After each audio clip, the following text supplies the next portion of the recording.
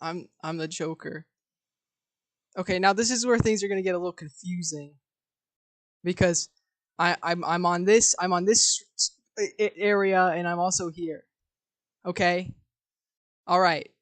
Um, it, I'm on this area and I'm also here. Okay. All right. Okay. Well, we did it. We did it. We're here. But oh god, okay. I got an alarm going off. Listen, nobody worry about this. Okay. We're all here for one reason. Okay. We're all here for one reason. I'm gonna get to it. This is the entire script of the Joker movie. Okay. This is it. Well, it's not okay. It's 32 pages of the Joker movie. It's 32 pages. But I'm going to read the whole thing. I'm not going to end until I get this whole thing read. And at least on the YouTube side of things, okay, I've got sound effects. I won't, don't worry, I'll censor all the swear words. Don't even worry about it, okay? Okay, well, it's too late, I guess. It's too late to dilly dally. Let's just, this is it. This is Joker in Origin. The first Joker movie. I think it's gonna be a little different from the actual film, but it should have all the content. Oh brother. Well, here we go.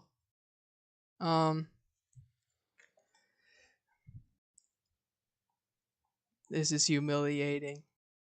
Absolutely humiliating to do. All right. This story. Oh, this story takes place in its own universe.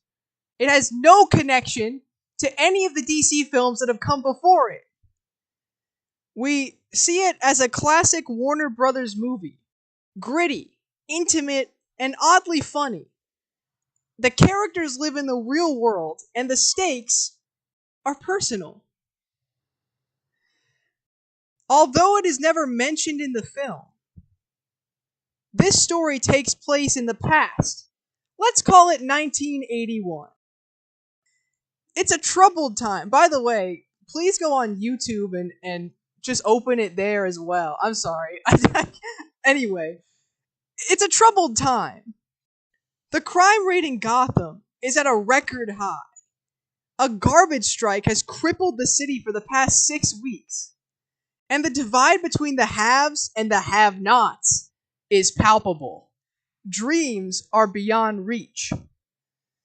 Slipping into delusions. All right, we're on page 1. Page 1 out of 102. Okay? Let that be known, okay? Page 1 out of 102. God, how do you see, like...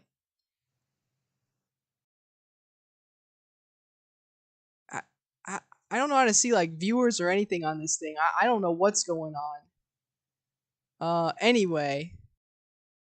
Here we go. Over black. Hear laughter.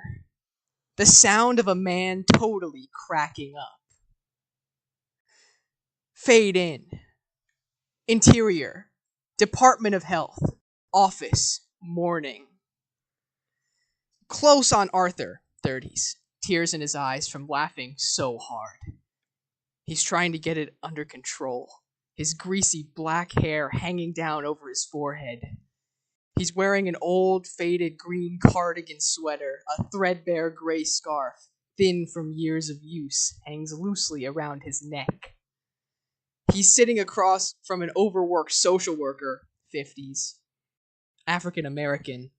Her office is cramped and run down in a cramped and run down building. Okay. God. Thanks, Todd. Sorry, Todd. I'm so sorry, Todd.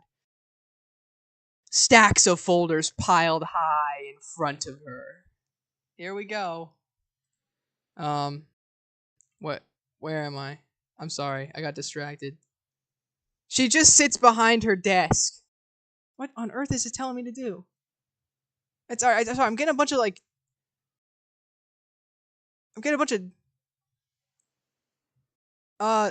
Anyway, sorry. She stacks of folders piled behind her. She sits behind her desk, waiting for his laughing fit to end. She's been through this before. Finally, it subsides. Arthur takes a deep breath, pauses to see if it's over.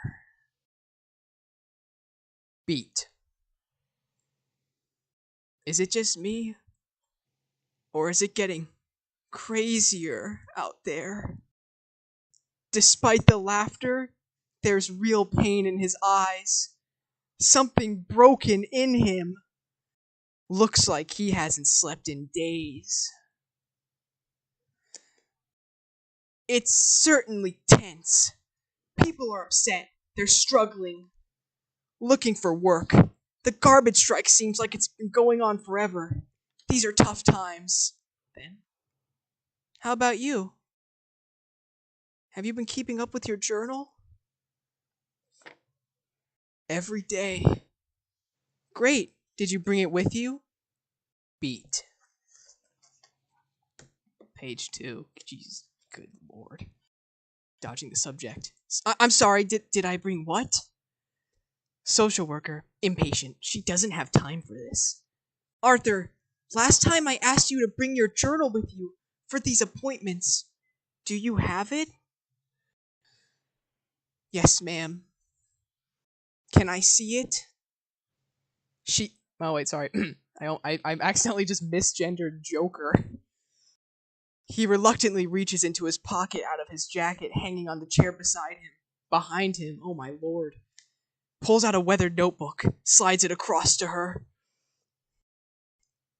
I'm reading the entire Joker script. Any new viewers, go on YouTube as well. Just stream both at the same time. What difference does it make? I've also been using it as a journal, but also a joke diary. Funny thoughts or observations. Did I tell you I'm pursuing a career in stand-up comedy? She's half listening as she flips through his journal. No, you didn't. I think I did. She doesn't respond, keeps flipping through his journal.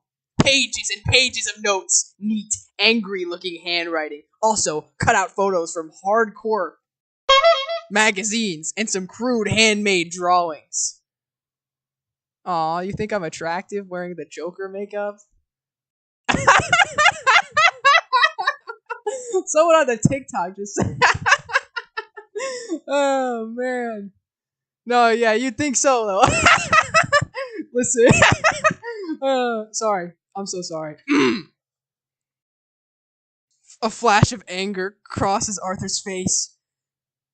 I didn't realize you wanted to read it. The social worker gives him a look, then reads something in the pages that gives her pause. Page 3 of 102. 102 pages! 3 of 102 pages! Oh my god. Oh my lord. Anyway, sorry. Not to bring the mood down or anything. Sorry. Social worker, reading out loud. I just hope my death makes more sense than my life. She looks up at Arthur. He just stares back, lets it hang out there for a beat. Do I watch soccer? I'm sorry, I don't know why I read that in such a cruel tone. No, I don't watch soccer. I've heard good things. People say I look just like Messi. I look just like Lionel Messi. Can you play Spooky by?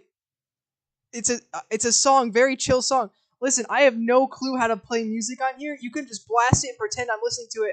I'll. You know what? Sure. I mean, that's what's so beautiful about all this. Anyway, sorry, I'm in the middle of reading the script. Oh my god, this alarm keeps going off on my phone.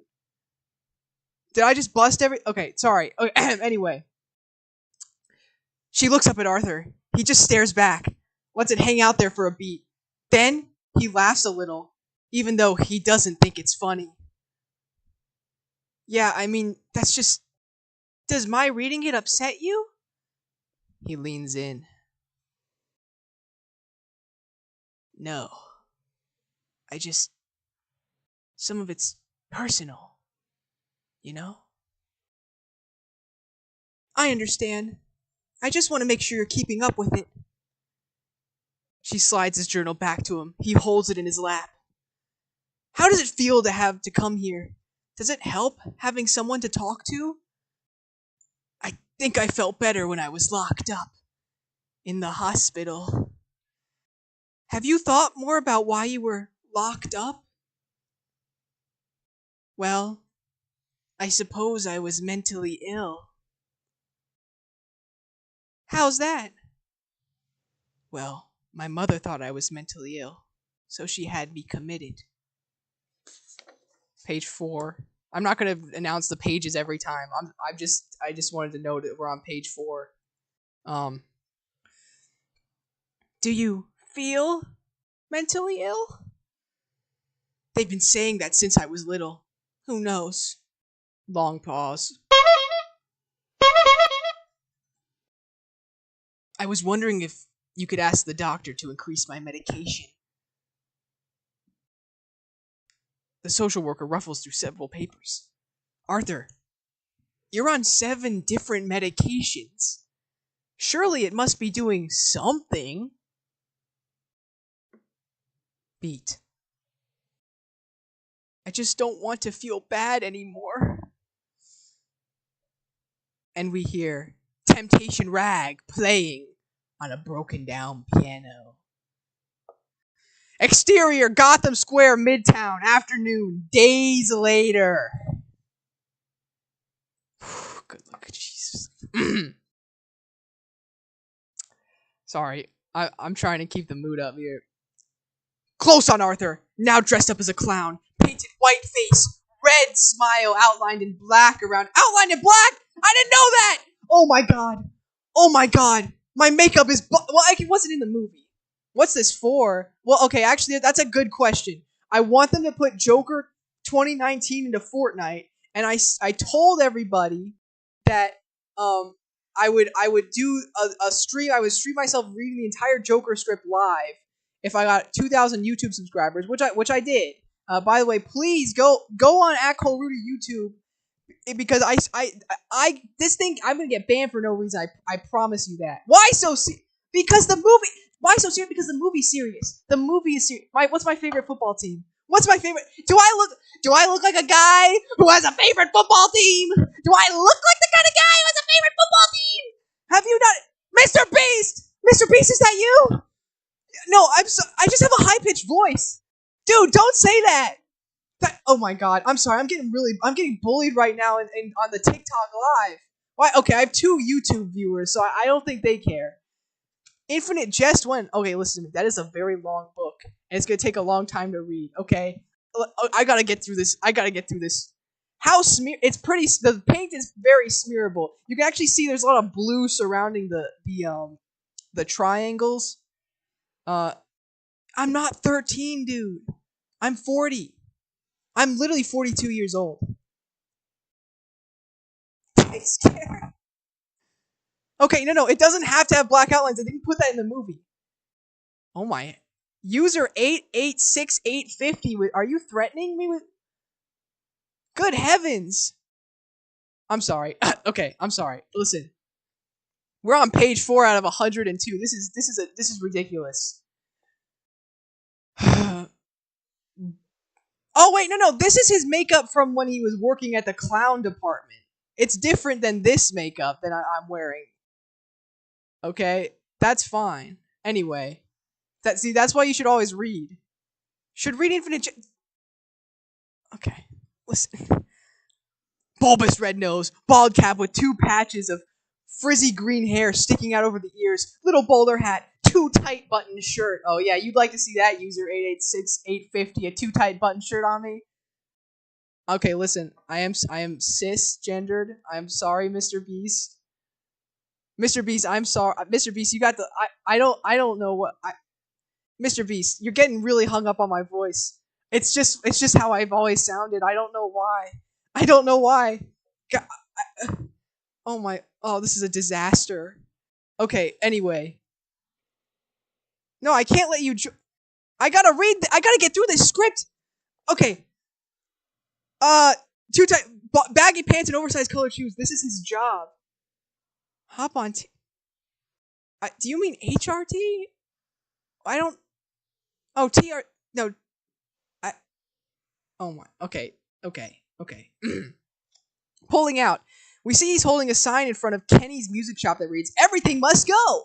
A banner above the store reads, "Going out of business!" Behind him, an old man plays an old piano on the busy street, garbage piled everywhere. Arthur's doing a little Charlie Chaplin-like performance to the music. Twirling the sign, bringing attention to the sale. He's pretty good. Feeling the music in his bones, light on his feet. Still, most people walk right past, ignoring him. Yes, I'm reading the whole movie. Uh, uh, don't leave! Okay, sorry. Arthur sees a group of boys pointing at him down the street, laughing at him. That feels a lot like how I feel right now with this chat. I guess this movie's actually pretty good. One of the boys throws an empty Coke can at Arthur as they get close. Arthur holds up a sign like a shield. Coke can bouncing off of it. Oh, this is riveting, dude. Page 5. Ah! The boys walk up on. You want me to get more testosterone? That is really insulting, Mr. Beast. Mr. Beast, I need you to understand. I need you to understand that everyone is beautiful the way they are.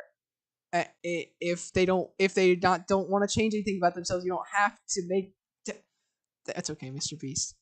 Mr. Beast, I'm sorry. I'm literally not. I literally look like insane on the YouTube because I don't know. No one knows who I'm talking to. Anyway, I'm sorry. Anyway, oh my lord.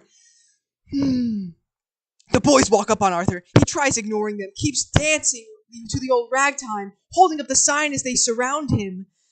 One of the kids knocks the sign out of Arthur's hands. Why? Hey, someone send this to Dexerto, dude. Dexerto. Someone send this to Dexerto. The other kids crack up. Arthur bends over to pick up his sign and kicks it, attempting to pick it up again and kicks it again. It's a bit. It's a bit he's doing. Oh, Arthur, you're so funny. Oh, Arthur's just a funny guy. Arthur bends over a third time to pick up the sign, and one of the boys kicks him right in the. Arthur falls face first onto the sidewalk. Oddly, the old man playing piano picks up the pace of the music. The kids crack up. One of the boys grabs Arthur's sign and takes off running across the street. The other kids follow, weaving through traffic. What went wrong in my life? Dude, okay, the better question is what didn't go right. I think you're looking at the whole thing all wrong. Because the fact of the matter is, this is like, what else am I supposed to be doing? Why are you, what else am I supposed to be doing? Anyway, Arthur gets up and gives chase. He needs a sign back. Oh, he almost gets hit by a taxi, spinning out of the way just in time, spinning right into another taxi that stops just short of hitting him. Arthur keeps running through traffic. People stare. A clown barreling down the street has got to be a joke. I am doing something with my life. I am being productive. I'm reading the whole Joker movie script. Hey! That is not nice. Hey, you are antagonizing me. You're trying to get me in character. I'm sorry. I'm getting bullied on TikTok, which is honestly fair. Anyway, exterior corner alley, Gotham Square, continuous. The 5 boys are booking it down the busy street, laughing and whooping it up. At the last second, they take a sharp right turn down an alley. Arthur almost overshoots the corner, slip-sliding in his oversized shoes. He rights himself and heads down after them, sees them running up ahead. Whap! Out of nowhere, Arthur gets hit in the face. He falls to the ground. One of the kids was hiding behind a dumpster and hit Arthur with the "Everything Must Go" sign, splintering it in two. The other kids turn back and walk up to Arthur down on the ground. This is a lot more complex than it was in the movie. Anyway, we're on page 6 out of 102.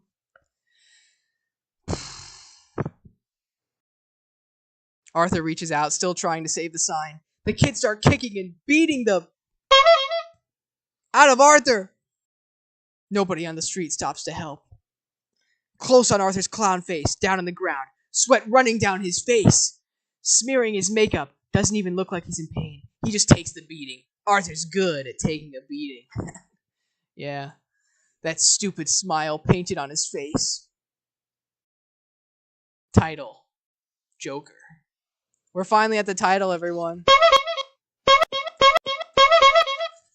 We did it. We made it to the title of Joker. Anyway. Interior city bus, moving. Heading uptown, late afternoon. Hey, user 88650, don't just laugh. Defend me. Defend me. I'm sorry. Arthur sitting in the back of a crowded bus, looking out the window at the city passing him by. His makeup's washed off. Still see some white grease paint smudged on the side of his face. He feels somebody staring, turns to see a sad-eyed 3-year-old boy, face puffy from crying, sitting on his knees, looking back at him. His mother's facing forward, but even from behind you can tell she's angry. Thanks. Arthur doesn't know where to look, feeling self-conscious and small. He gets back into character. It's in quotes. No, I didn't do that. Smiling like a clown and covers his face with his hands, starts playing the peekaboo game with him. The boy stares back at him for a moment, then giggles. Woman on the bus turns back to Arthur, already annoyed. What? Where am I? Oh, sorry. Can you please stop bothering my kid? Arthur. I wasn't bothering him. I was just stop. Am I gonna do this? Are you joking? Am I gonna do the second Joker? Are you kidding me? I don't know. I don't know if let me get through the first one. Wait. That is a very fair question. Let me get through the first one. I don't know. I don't even know if I can handle this. I'm getting bullied. I'm literally getting cyberbullied right now. Where am I? And suddenly Arthur starts to laugh. Loud! He covers his mouth trying to hide it, but then it comes off stronger. His eyes are sad. It looks like the laughter causes him pain. Page 7! Let's go! Page 7! You think that's funny? Oh, sorry. People on the bus. Yeah, this is... No, this is not... I'm reading the entire Joker script. Hey, I love Germany 06. You better knock it off. Firstly, that is a very peculiar name to have. Secondly, I don't think that we agree politically. I'm just gonna say right there. I think that you're a tough guy. I think you're trying to make me go crazy. Thank you. Yeah, I'm the woker. I'm sorry, I shouldn't have said that. You know what I remind myself of sometimes? I remind myself of Jake Novak. I want to be the next SNL. Don't make fun of my teeth. Don't make fun of my teeth. Hey, I'm sorry. They're just like it's just the lighting. I swear it's the lighting. No, don't go crazy. It's too late, dude. What? Sorry, that was a forced laugh. Anyway, I'm on page 7. Hello, dog. Grow cloud. People on the bus are staring. The little boy looks like he's gonna cry again. Woman on the bus. You think that's funny? Ha ha ha! I'll laugh, dude. What is my laugh supposed to sound like? This what? I promise you that my teeth have nothing to do with me not reading Infinite. What? I'm ignoring that. Hey, stop! Don't get me. Please wait. I'm reading the script. Arthur shakes his head no, but he can't stop laughing. He reaches into his pocket and pulls out a small card, hands it to the woman. Close on the card. It reads, "Forgive my laughter. I have a condition." What do you mean we are on Twitch? Oh no. Okay. Okay, I'll do the Joker laugh. I'll get you yet, Batman. I'll get you yet, Batman. Hello, Batman. I'll get you yet. Okay. Hold on a second. Give me a second here. I actually don't know what to do. Okay, hold on. There you go.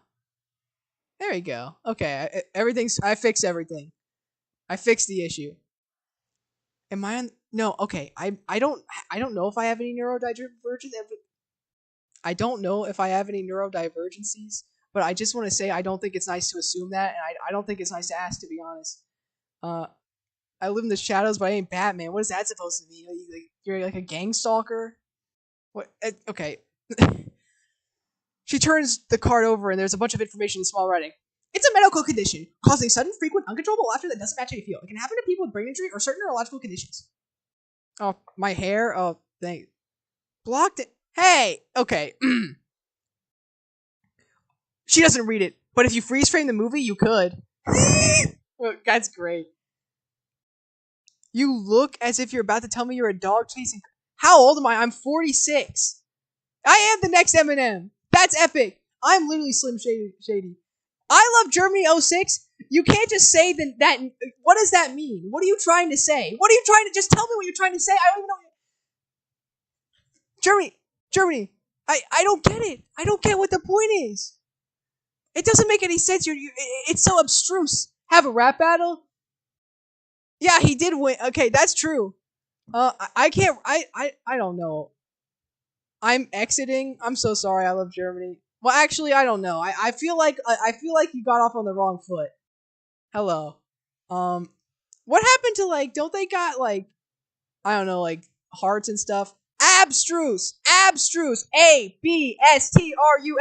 Abstruse. Oh my god. Let me look that up. You're making me feel like a moron. Can you say why so serious? Why so serious? Abstruse. Yeah, okay, I was right. I used that word correctly. You made me feel insecure. How long did makeup take? About half an hour. Someone did it for me. Uh, okay, listen. Not wanting to attract any more attention to himself, he covers his mouth with his threadbare scarf, trying to muffle the laughter. Exterior street, sunset. The bus pulls away, sun almost gone. Arthur heads slowly limping down the litter-covered streets. Garbage is piled along the sidewalks. The thick air, thick with smog, creates a haze over everything. The streets are crowded with the poor, the elderly, and the disenfranchised.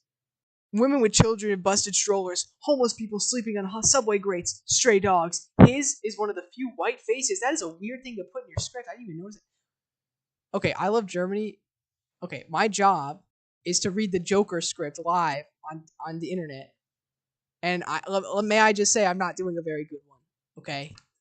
Anyway, hi Big Papa. How's it going? Can somebody help me? Yeah, I don't. I because.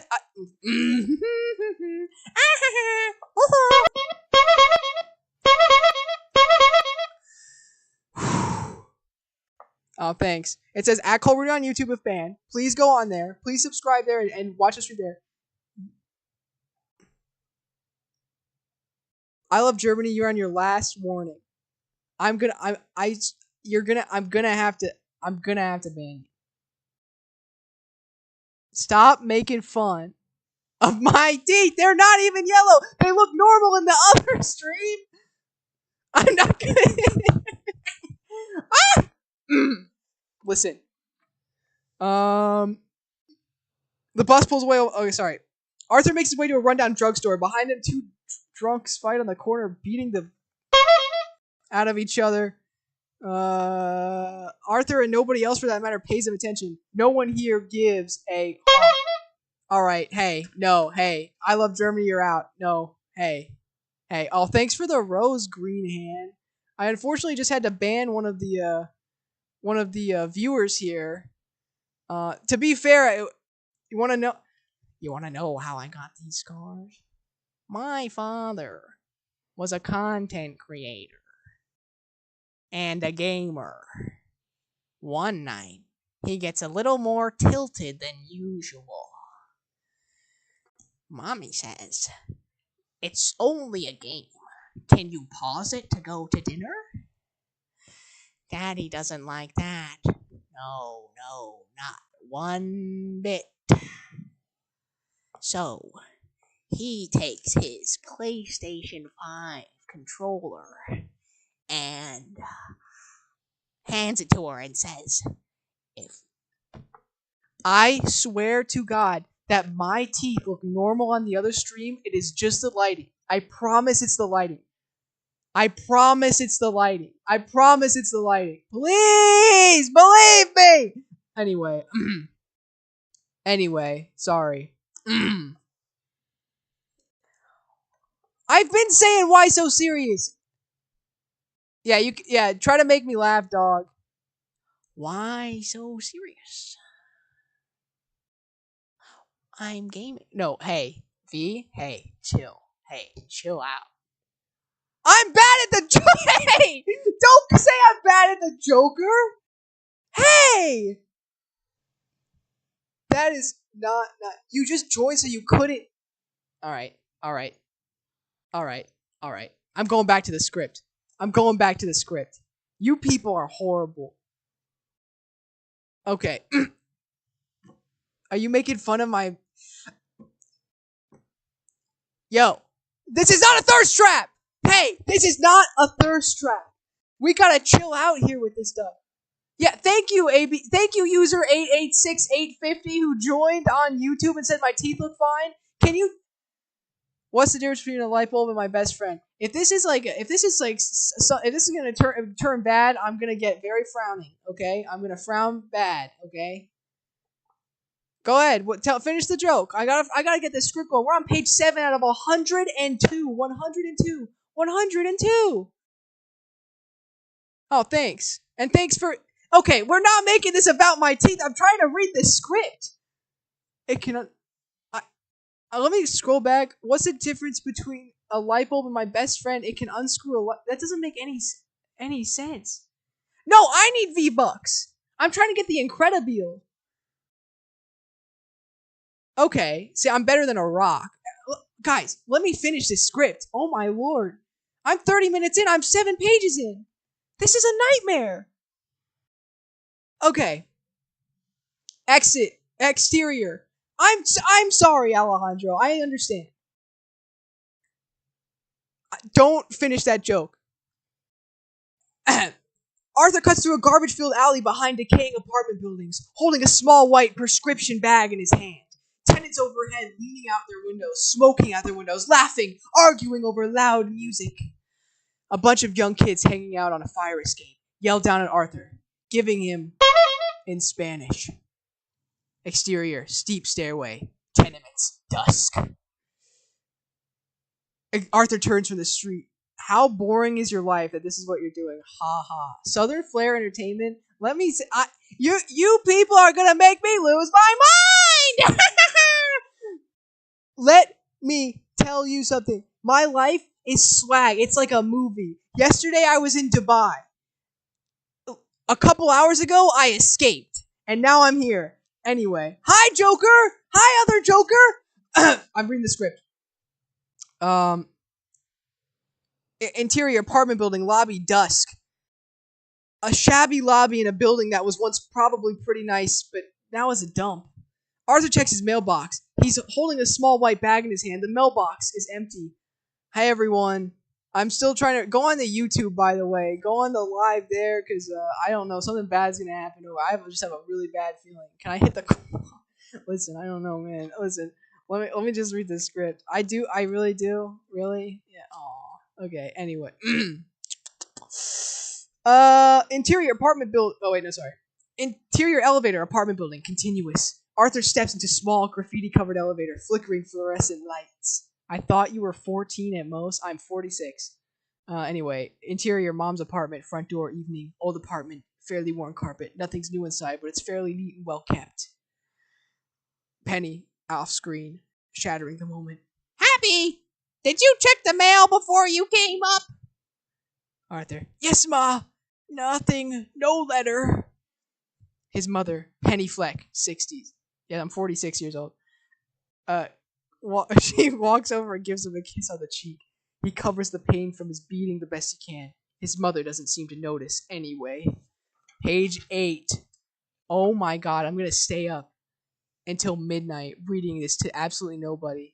What a sick joke. What a sick joke. Penny. You sure you looked? Sometimes I don't know where your head is. Arthur, yeah, I'm sure, and my head's right here. Go lie down. I'm gonna make you dinner, okay?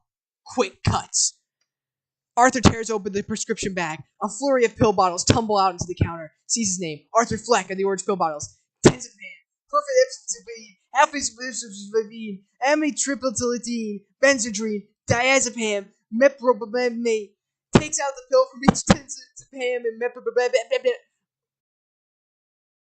I'm 46 years old. I snort fire ants. I'm reading the script. I'm reading the script. It has a bunch of pill names. L. Reader. Oh my lord. Anyway.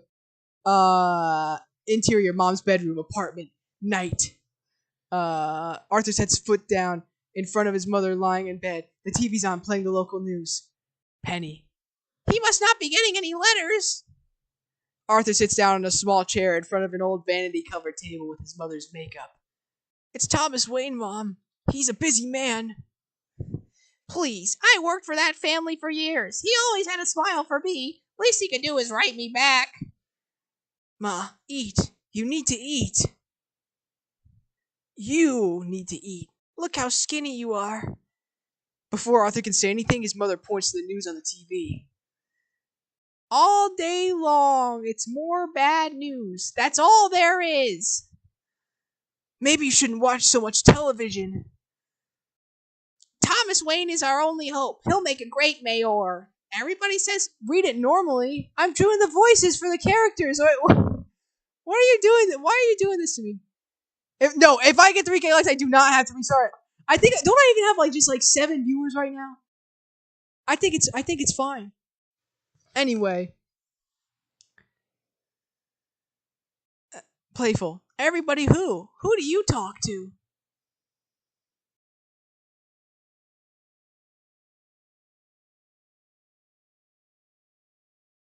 Well, everybody on the news.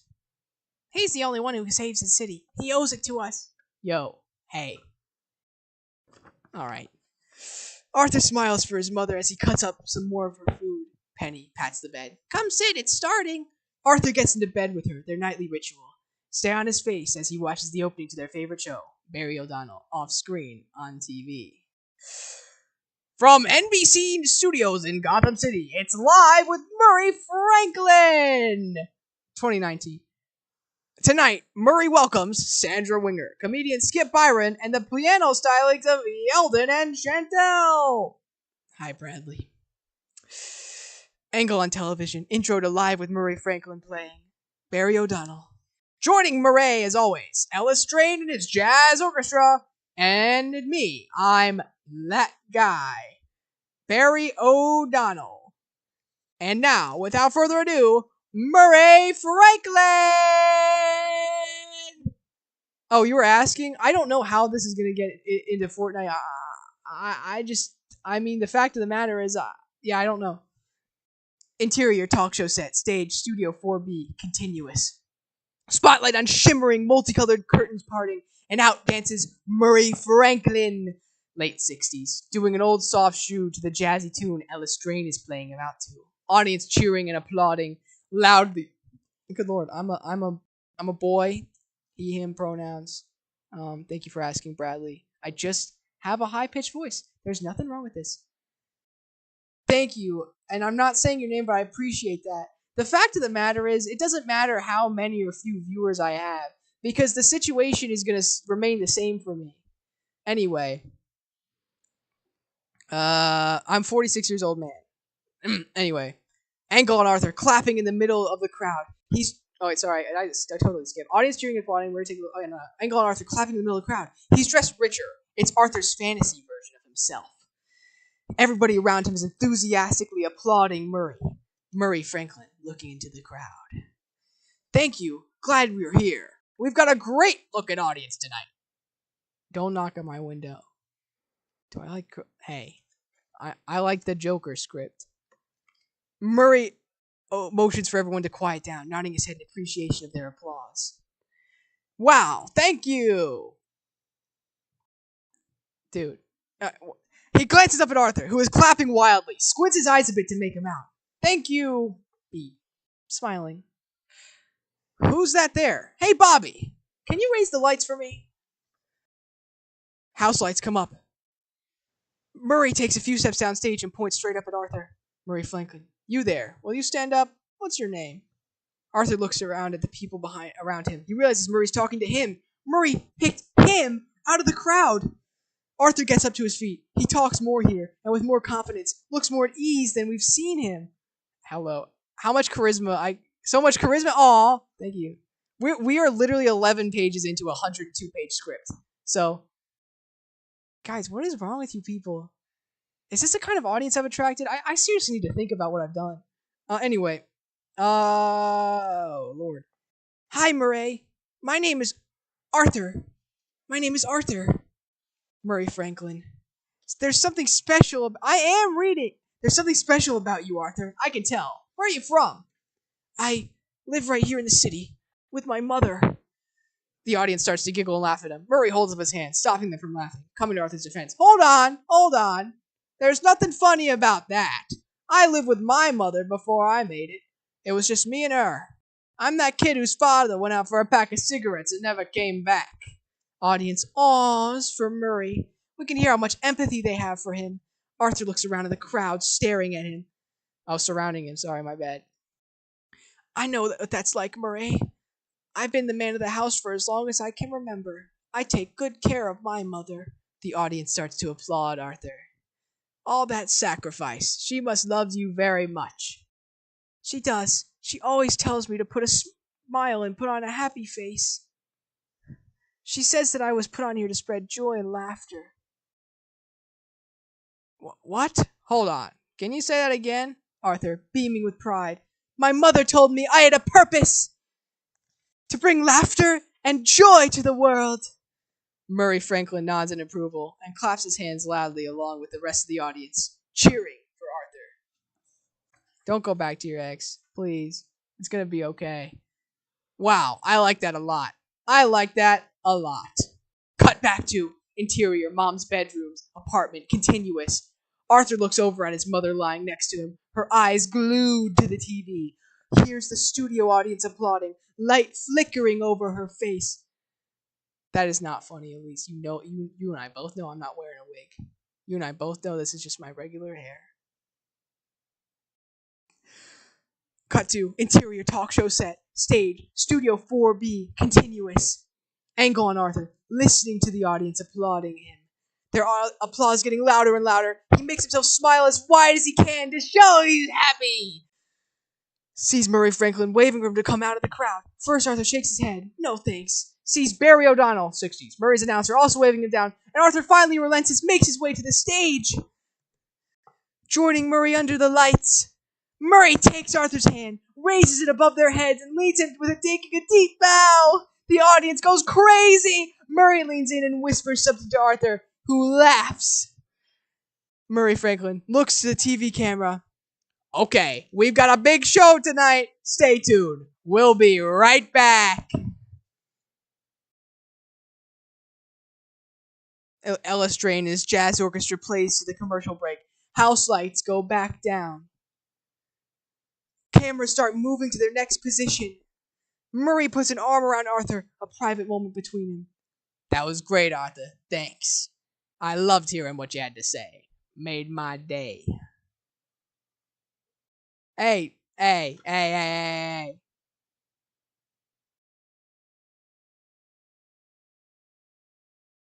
So I just periodically block some accounts here.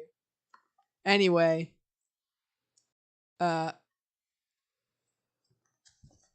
Arthur.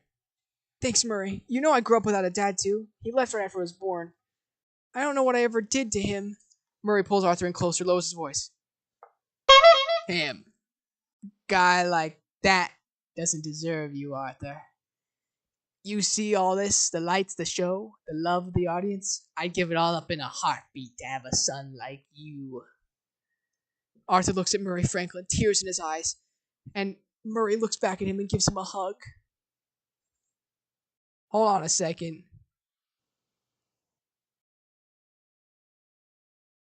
What happened? What did this guy do?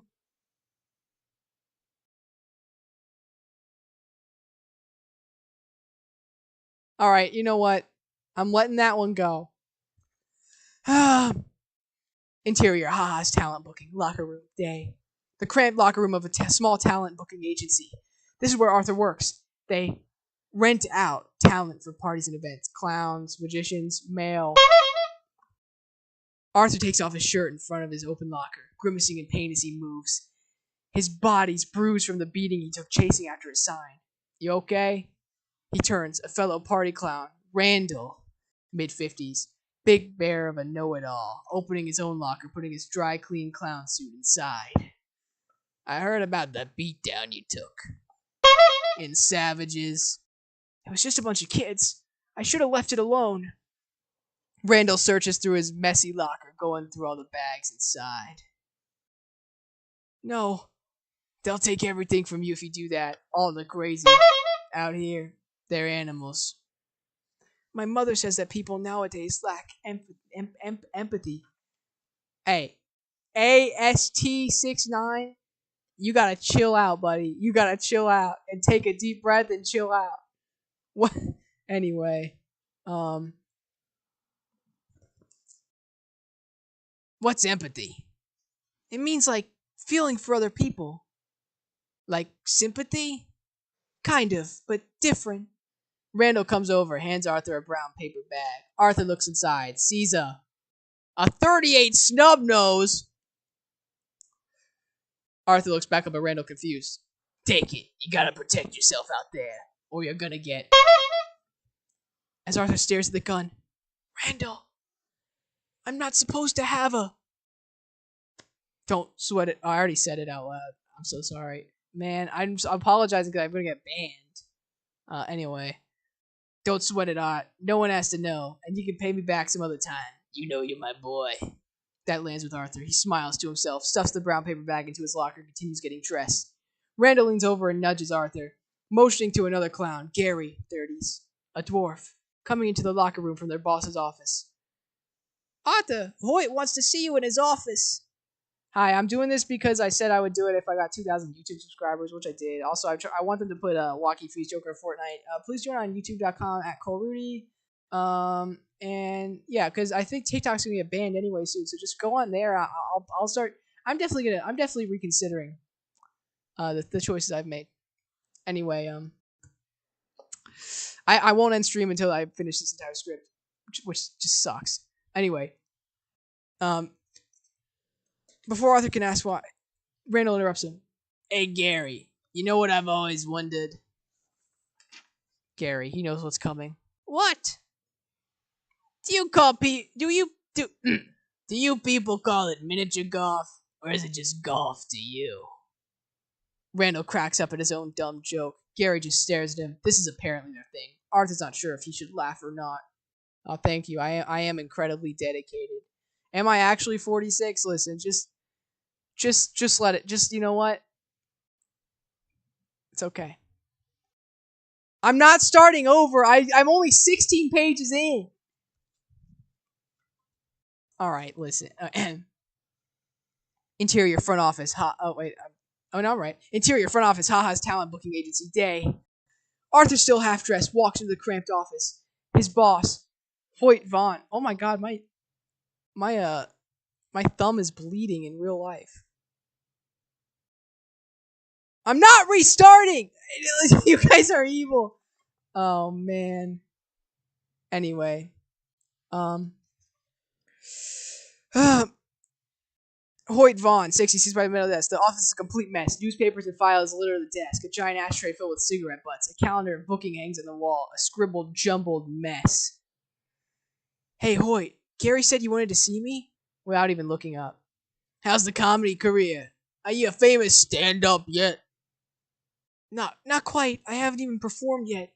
Just been working my material. This business is all about fine-tuning. Now Hoyt looks up, takes a drag from a cigarette. Right. Arthur goes to sit down. Don't sit. This'll be quick. Arthur stops in his tracks. Hoyt, I like you, Arthur. A lot of you guys here, they think you're a freak. But I like you. I don't even know why I like you. I'm actually 16 pages in. Hold on, I gotta use. I'm literally. This is so embarrassing. I'm going to use like this painter's tape that I have to like dress my wound. Jacqueline, hey, we don't know anything about each other, but I just want you to understand that I don't appreciate being told I have to restart the Joker movie. No, I did not. No, I did. Okay. You guys just like making me mad, I guess. Hey! AST69, this is your last warning, or you're getting booted. You're getting booted out. That is your last warning. I've let you get away with too much, frankly. I think it reflects poorly on me how much I've let you get away with. Anyway. I mean, you don't say much. It's probably that stupid laugh. It gets me every time. Kills me. Unsure how to respond, Arthur just nods. But I got another complaint, and it's starting to me off. Arthur takes a deep breath and just smiles. Kenny's music. The guy said you disappeared, never even returned his sign. No, I got jumped. Didn't you hear? For a sign? It makes no sense. Just give him his sign back. He's going out of business, for God's... Interrupting. Why would I keep his sign? Hoyt snapped. How the... do I know? Listen, does anybody do anything? Listen, if you don't return the sign, I gotta take it out of your paycheck. You clear? Arthur just looks back at Hoyt and keeps smiling, like it hurts his face. Hit the gritty. What? Okay. Cut to exterior back alley outside Haha's day. We're at the far end of an alley, about halfway down. Catch a glimpse of Arthur, still half dressed on the other side of a dumpster. From this vantage, all we can see is him furiously kicking and stomping on something. Or somebody. We don't hear anything. We can't make out what it is that he's so violently beating down.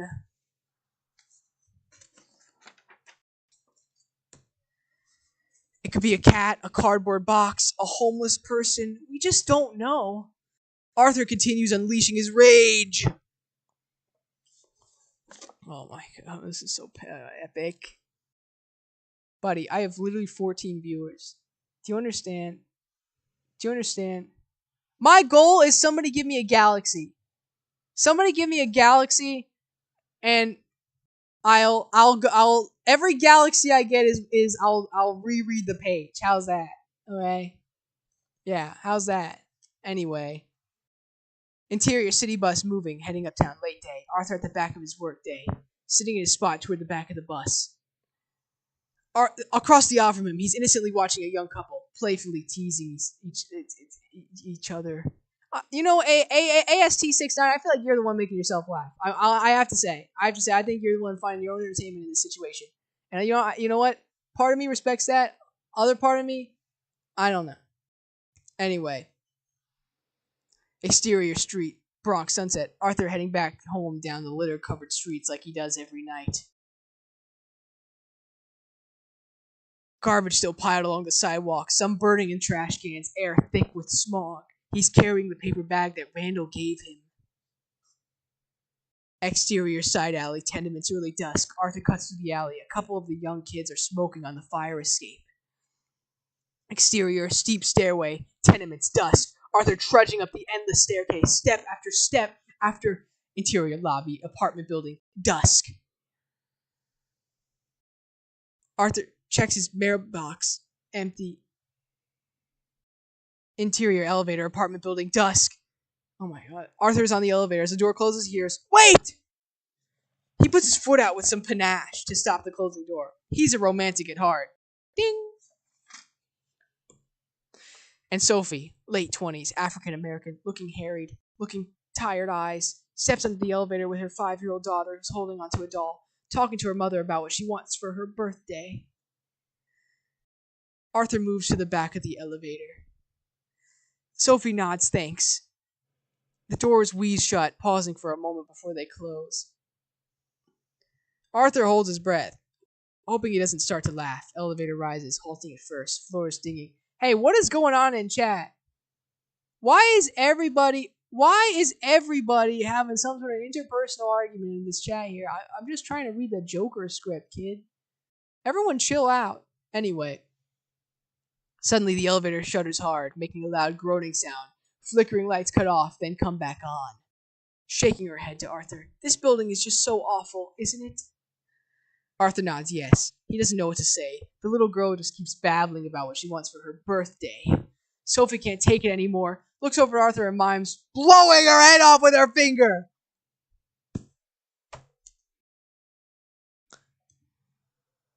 Arthur's eyes go wide. The doors open. They all step off. Sophie grabs her daughter's hand and walks down the hall in the opposite direction of Arthur. He just stands there for a beat, heart beating fast. Hey! She turns around. Arthur mimes blowing his head off with his finger. Sophie doesn't know what to say, just forces a strained smile back at him.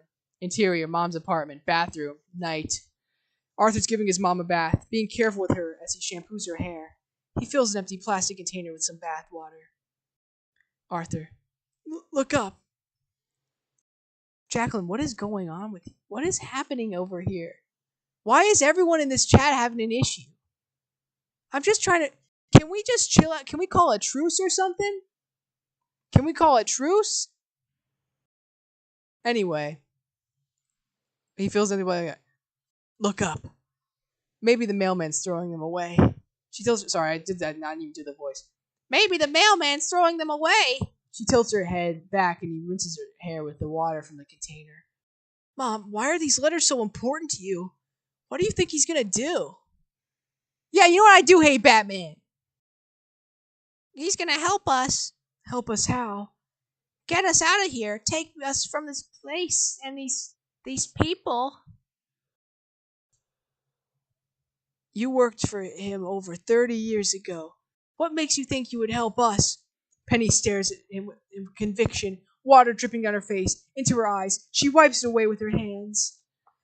Because Thomas Wayne is a good man. If he knew how I was living, if he saw this place, it would make him sick. I can't explain it to you any better than that. Arthur nods, annoyed, but not worth the argument. I don't want you worrying about money. Everyone's been telling me they think my stand-up is ready for the big clubs. It's just a matter of time before I get a break. Happy, what makes you think you could do that? Barker restart. Oh! What do you mean? I mean, don't you have to be funny to be a comedian? Look, Jacqueline, I'm just going to give some friendly advice here. I feel like this is a really bad forum to discuss your personal life on account of everyone here is a psycho and they're watching me be a weirdo and it's a big problem. And I just think that it's not worth it. I just don't think it's worth it. I promise you it's going to be okay. Look, if you looked at me... okay, I'm sorry, buddy. You're out. You have to get out. I'm sorry. One of my most dedicated viewers, I had to block him. That was tough. Anyway, no, this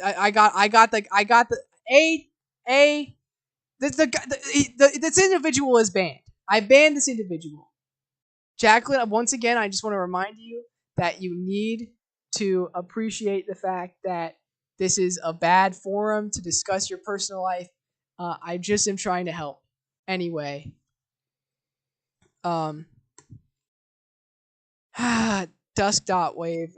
Whatever, buddy. Whatever. This is a society. I'm reading the Joker script. I'm literally 21 pages in because everyone is wasting my time and distracting me. Oh my lord. Interior, living room, mom's apartment, continuous. Arthur sits on the couch. The 1937 version of Shall We Dance is playing on the TV. He holds his .38 snub-nosed revolver Randall gave him in his hand. He's never held a gun before. Looks uncomfortable with it. I'm sorry to yell at you. Your waist up. Turn it. I will sing the entirety of That's Life at the end. Okay, would that be good for you? I'll do that. I'll sing That's Life at the end. Jacqueline, you're a troll. You're a troll. I know a troll when I see one. I'm the Joker, baby. You guys are sick. You're all sick individuals. Orange, thank you. Hey, sorry, hold on a second. Hold on. Orange, thank you for finally joining me. I've been having a terrible time. This TikTok chat is there. I just quite frankly, Want to know how I got these scars? My father was a streamer and a gamer. One night, he gets a little more donos than usual. Mommy doesn't like that. No. She says, "Can you give some of that to pay for your son's college?" I might have a headphone debt. Timu Joker Lady. I don't have a Lady Gaga! Bro, I'm sorry, you're so right. You're so right. Anyway, he stares at it for a moment, then points it at the black and white movie playing on TV, hand trembling a bit, points it at the chair his mother sits on, points it at his head. Blam! He jumps off the couch. What the? He looks around in a panic, his hands shaking. He shot a hole in the wall. Happy! What was that? Are you okay? What?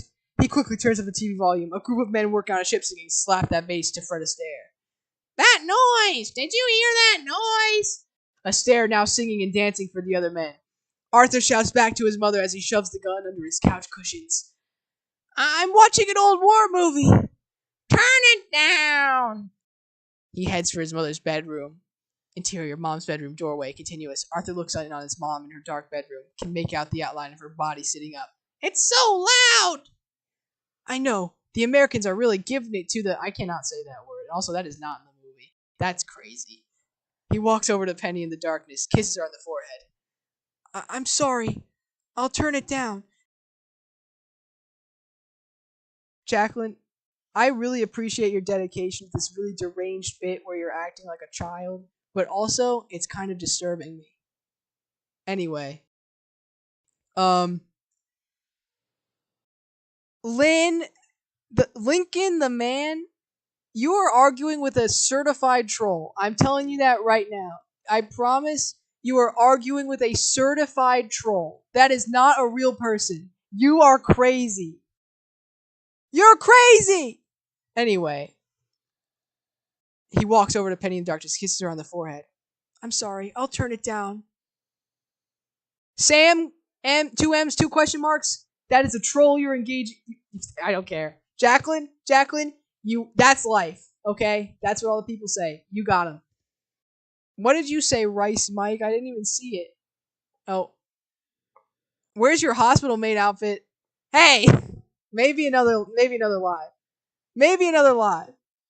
Jacqueline, hey, listen to me. I do the same thing you do. I should not be saying this out loud. I go on Reddit, I go on AITAH, and I post fake Reddit stories, and I get like 3,000 to 5,000 upvotes on a good day, on like a midday.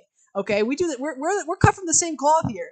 I really enjoy like that kind of level of trolling, and you're playing it pretty well, I have to say. But I just game recognize game, troll to troll. I want to say that you're doing a great job, but I also feel really bad for the rest of this viewing audience because they're incredibly stupid. And I'm sorry, and I'm not anyone. I'm sorry, I did not mean to call you guys stupid. There's 10 of you, and I should be taking you all seriously. I appreciate you all. Thank you. Anyway, yeah, I'll do a fast food tier list after this. Let me get through this. This is a nightmare. Anyway. Interior kitchen, mom's apartment, late night. Arthur's writing in his journal. He speaks softly to himself as he writes. Why didn't Randall tell me the gun was loaded? I could have killed someone. I could have... myself. Close on the last line. He crosses out could, writes, should. Arthur still just... I should have... myself. Close on Arthur as he crosses out something again. Louder to himself. I should... myself. Beat. Oh my god, we're on page 23, guys. Page 23. Exterior, steep stairway, tenements. Morning. Sophie and Gigi making their way down steep stairs on their way to school. Sophie is dressed more conservatively than we've previously seen her. Reveal. Arthur watching them from the top of the stairway, keeping his distance. He starts after them. Exterior public school morning. Sophie drops off Gigi at school. Arthur's watching them from a distance. Jacqueline, nobody announces their age like that. You should not. Firstly, if you are that old, you should leave. Secondly, you are so adamant that you're not a troll that it's like not working out. Guys, stop falling for this. Stop falling for this. What is wrong with you people? Are you stupid? You guys are all morons if you think that this is a real like 8th grader. Come on, man. I'm Snort Fire Ants. I'm sorry. I didn't mean to call you stupid. I'm sorry, user 86850.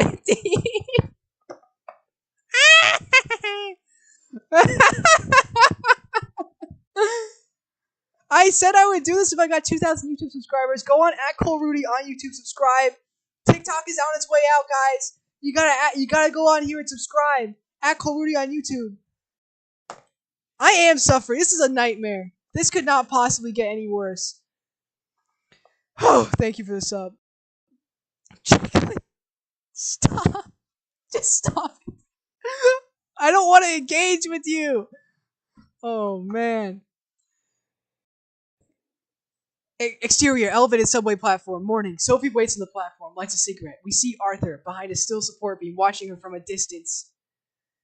I'm not a flipping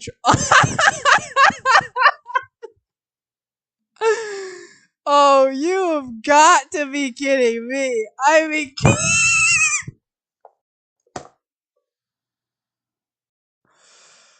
Oh. You gotta log off. You gotta log off.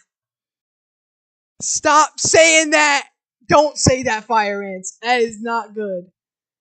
Okay. Everyone, chill out. I am 23 pages into a 102-page script. This is not going to plan. We need help. Yeah, I'm getting Joker-fied too from this. Don't say that. Okay.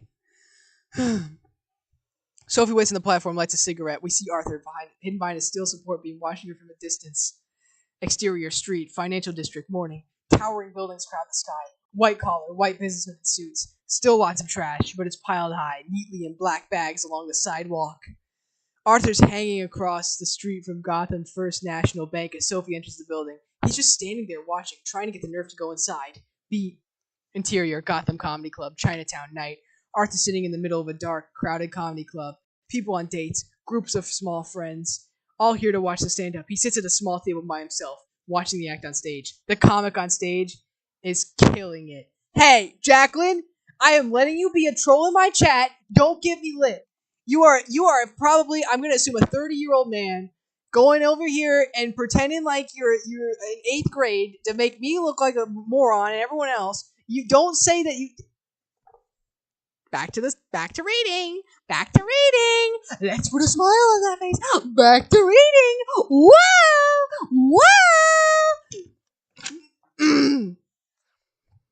Wow. Their whole room was laughing, applauding. Everyone except Arthur. He's watching, studying, diligently jotting down notes in his notebook.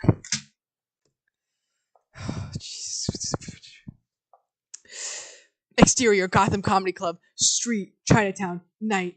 People are piling out of the club, onto the narrow street, jumble of lit up signs, most glowing yellow or red. Arthur walks out alone, carrying his notebook. He sees a flyer taped to the entrance of the club. Close on the flyer, open mic night, Thursday, 7 p.m. He rips the flyer off the wall. Interior kitchen, mom's apartment, late night. Arthur is writing in his journal. His mom is dead asleep. He opens his worn notebook, flips to the page titled Jokes, and starts writing. Close on words, as he slowly writes. The worst part about having a mental illness is... Angle on Arthur, pausing, thinking it over for a moment. He laughs to himself when he comes up with something. Close on words, coming faster now. That people expect you to behave as if you don't! Whew! He hears knocking on the front door. Interior, front door, mom's apartment, continuous. Arthur opening the door. He sees Sophie standing there with attitude, leaning up against the doorframe. Were you following me today? Yeah? I thought that was you. I was hoping you would come in and rob the place. Beat. Arthur leans in quietly. I have a gun. I could come by tomorrow.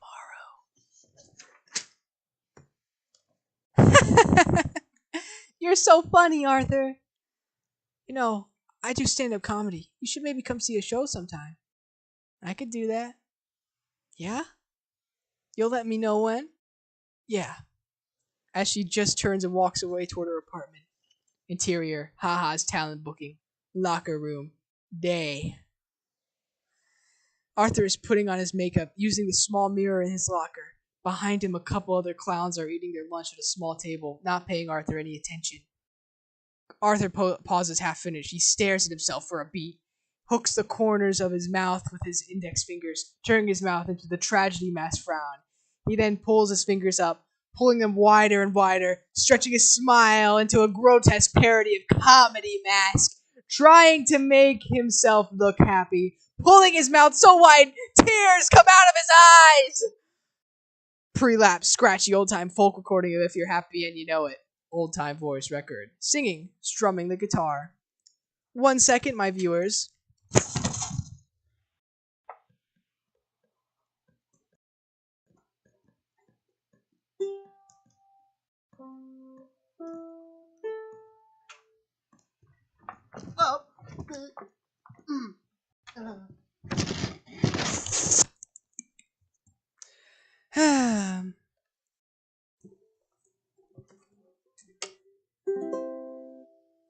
If you're happy.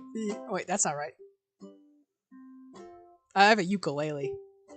If you're happy and you know it, clap it. Wait, it starts in the middle of the song. If you're happy and you know it, clap your hand. Oh, G, I got it, everyone. If you're happy and you know it, clap your hands. If you're happy and you know it, clap your hands. If you're I'm not muted. I am not muted. What? When did I mute?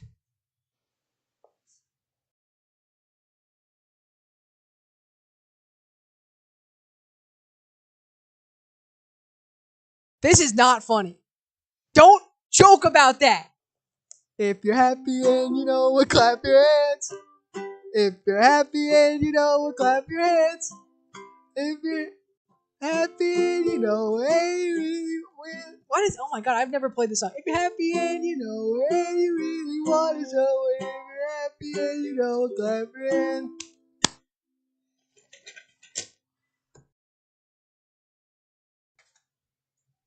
Interior, Gotham General Hospital, Children's Ward, late day. Are you saying there's no audio? Hold on a second. I can settle this. How could this happen? Oh, hi, I snort fire ants. I'm apparently on TikTok. Okay. Hold on. Are we seriously having an issue? Give me a second here. We're looking for the live goal tonight. It's a gift gallery. How do I link this thing? Okay. I just got pranked and jokered. Anyway. Arthur lips syncing and strumming the air guitar along with the song, like a Dennis Potter musical. For a ward full of sick children, he's wearing an oversized white lab coat over his clown costume. A few nurses and doctors watch as well. The song blaring from a small record player. If you're happy, then you know it off your feet. Arthur stops his feet to the song. All the kids stopping along with the recording. If you're happy and you know it, stomp your feet. If you're happy and you know it, stomp your feet. If you're happy and you know it, and you really want to show it. If you're happy and you know it, stomp your feet. As Arthur stomps harder, trying to make the kids laugh, and his 38 snub-nosed revolver slips out from the bottom of his pants, sliding across the floor! Arthur stops singing. Everybody looks at the gun as it clatters to stop on the floor. If you're happy and you know it's still playing on the record player. Exterior phone booth, Gotham General Hospital, dusk.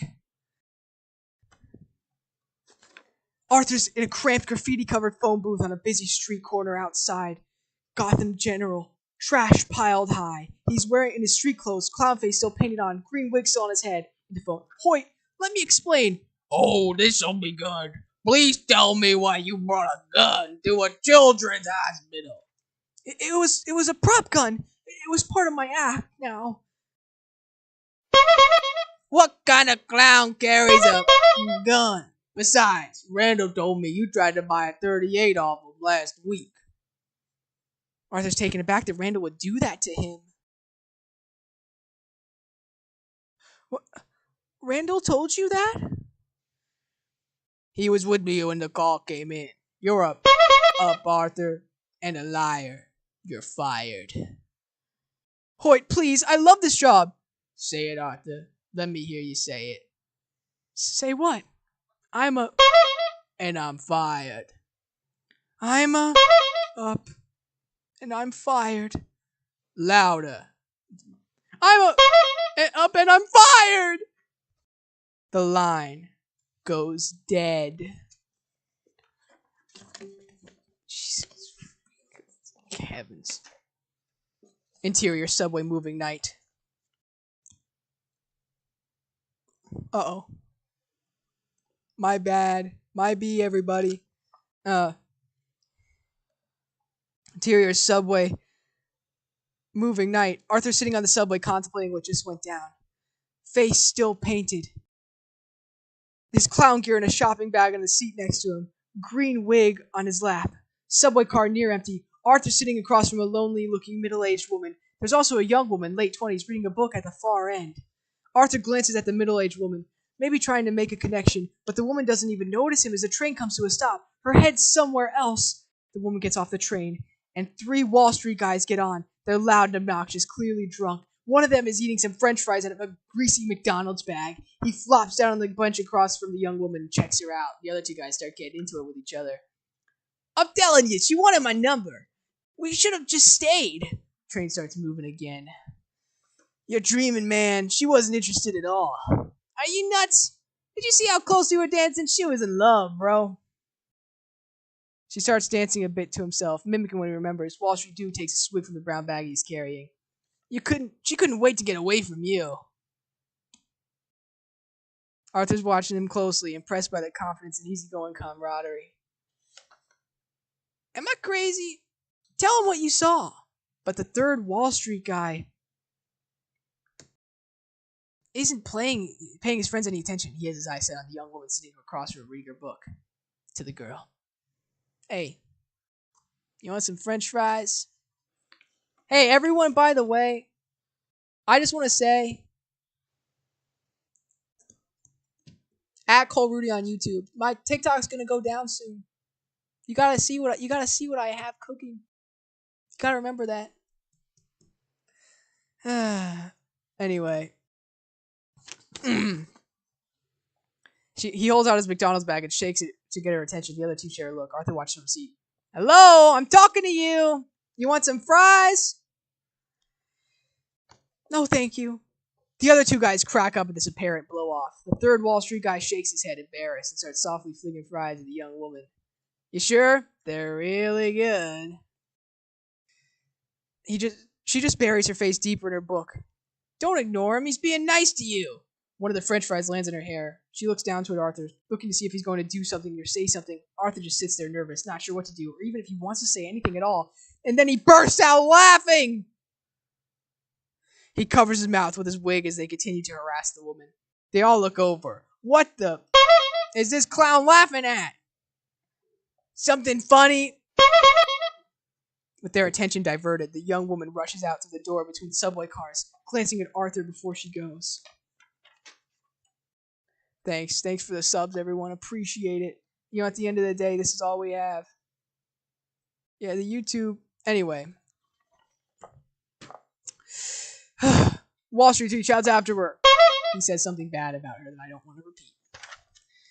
He laughs even harder through his green wig. The Wall Street guys turn to him, sitting by himself at the end of the car. Arthur sees him staring, looks down at the ground, hands still covering his mouth, face turning red, subway swaying, lights flickering on and off. Beat! One of the guys heads down the car toward Arthur, starts singing Send in the Clowns as he approaches. Isn't it rich? Aren't we a pair? Me here at last on the ground. You in midair. Send in the clowns. The others crack up and follow after him. The guy plops down next to Arthur, puts his arm around his shoulder as he sings. Shakes his head, stifling laughter. Please, don't. Isn't it bliss? Don't you approve? One who keeps tearing around, one who can't move. Arthur starts to get up. The guy pulls him back down. Where are the clowns? There ought to be clowns. He finishes the song. Arthur's laughing fit is coming to an end. One of the other guys sits down on the other side of him. He's sandwiched between them. So tell us, buddy, what's so funny? Nothing. I have a condition. Arthur reaches into his shopping bag to get one of his Forgive My Laughter cards. The third guy sees him reaching and tries to grab the bag from him. Arthur pulls on it. No, it's just my stuff. I don't have anything. The guy rips the bag from his head. I'll tell you what you have. Arthur gets up from between them to grab the bag back. The two guys are cracking up. You want it back? Here. Arthur reaches out to grab the bag. And the guy tosses it over his head to one of his friends, keeping it away from Arthur. Three guys in suits tossing a shopping bag around, playing monkey in the middle with a clown, and we hear the drum roll opening to Bobby Short singing Send in the Clowns live at the Cafe Carlisle. Good lord. Sorry, hold on a second. That's embarrassing. Indigested. Sing a Christmas song or restart. Arthur keeps trying to catch his bag until suddenly, whap! Out of nowhere, the guy punches him hard in the face. Arthur goes down as if in slow motion, blood coming from his nose. He tries to get up, but his feet slip from under him as he falls back down. Stay down, you freak! The third Wall Street guy starts kicking him. The others join in, surrounding Arthur on the ground, kicking him deliberately, sadistically, and the music swells. Bam! Oh, wrong sound effect. Okay, let me sing a Christmas song. Let me take off this makeshift bandage. I'm singing a Christmas song, RQ, because Orange wants it.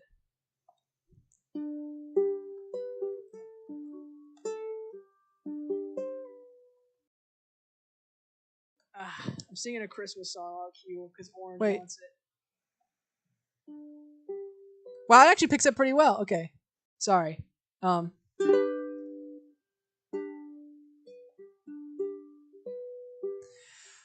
Joker Night. Sorry, that's way out of my range. Joker Night. Yeah, that's right.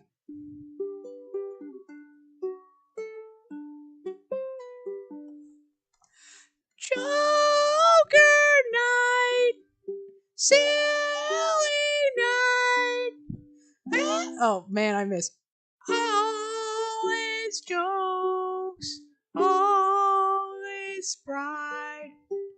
Surround yon Joker, little guy. On the Murray Franklin Live. Joking heavenly peace. Joking heavenly peace. Jokey night, funny night. I'm a little jokey guy.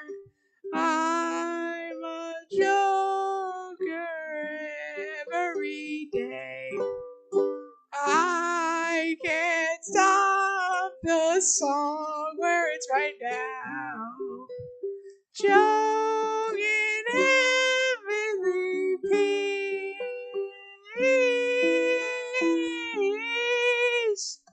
Choking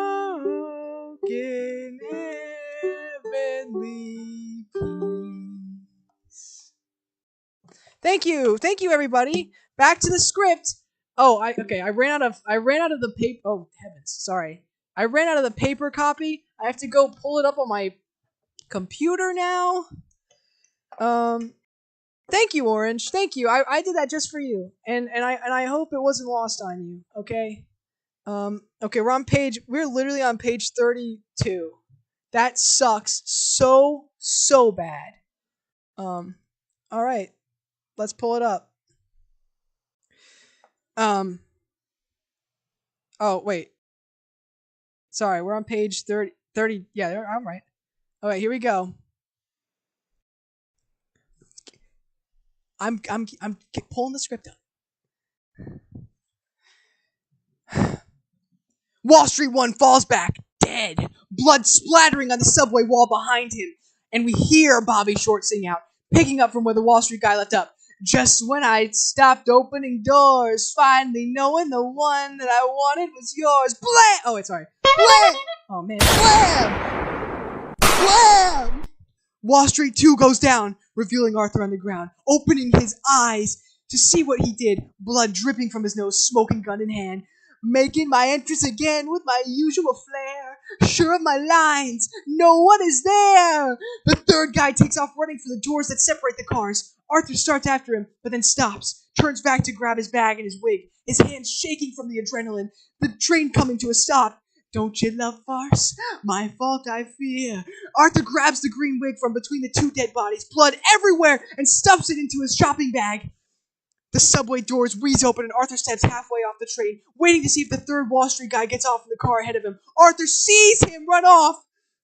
Exterior subway platform continuous. The platform is empty. The Wall Street guy is running toward the stairs. Arthur follows, blood still dripping from his nose. Behind him, the train pulls away! Uh-oh. I just lost my place. Where's the button where I can... There we go. Inches away. I'm thought that you'd want what I want. Sorry, my dear. The guy makes his way to the stairs, unaware that Arthur's behind him. Oh my god, I keep pressing on it. Well, a little out of sort here. The third guy falls, tumbling down the stairs. Arthur walks over the body and empties the chamber.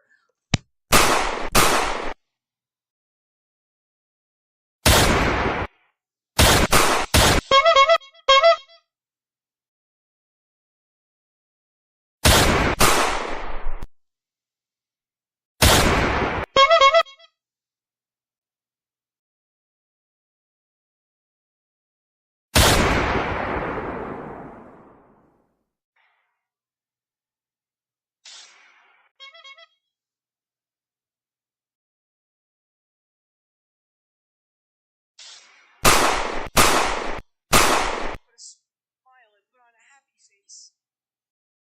She says that I was put on here to spread joy and laughter. What? Hold on. Can you say that again? Arthur, beaming with pride. My mother told me I had a purpose to bring laughter and joy. Murray Franklin nods in approval and claps his hands loudly along with the rest of the audience, cheering.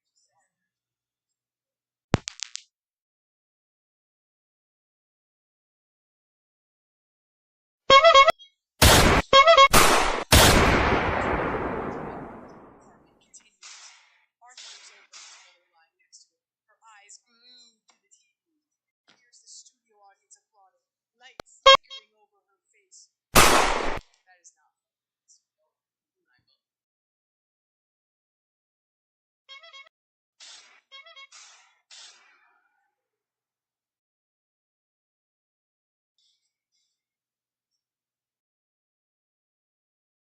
has 24 hours.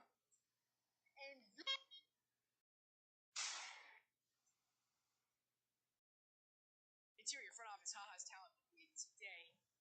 Arthur, still half dressed, walks to the cramped office.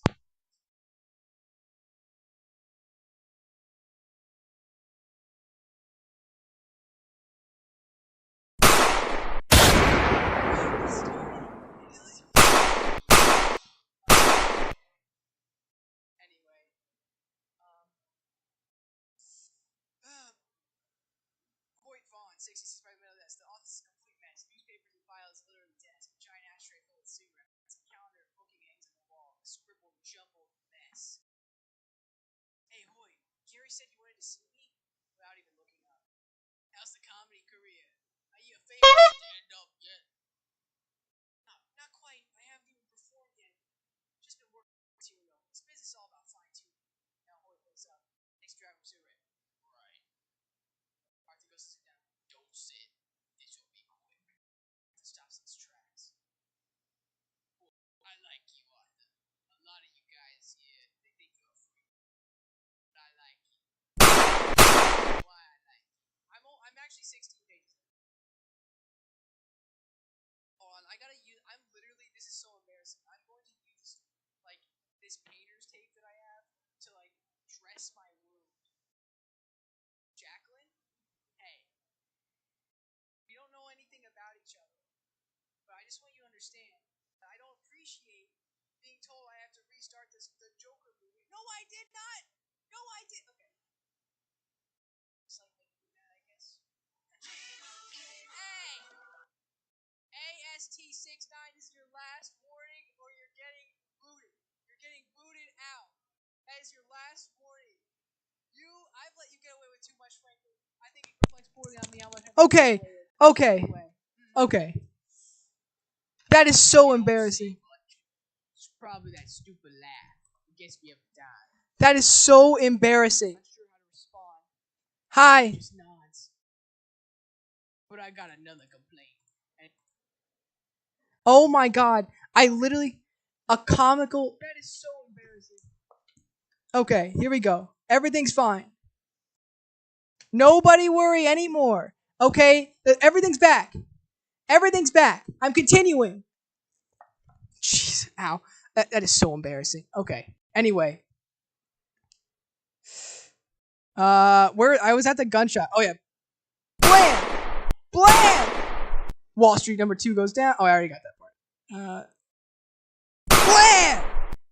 Blam! But where are the clowns? Quick, send in the clowns. Don't bother, they're clowns.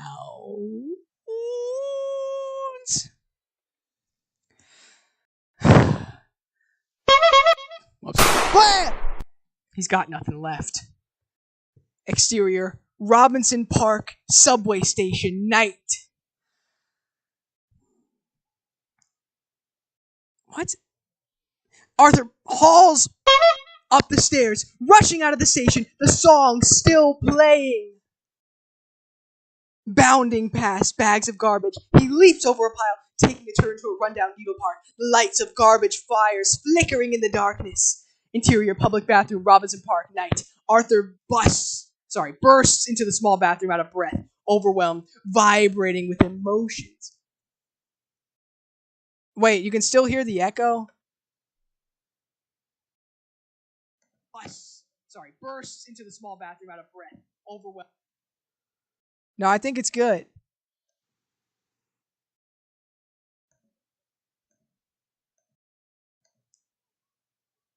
Wait, you can still hear the echo? No, we're chill. Okay, anyway. Before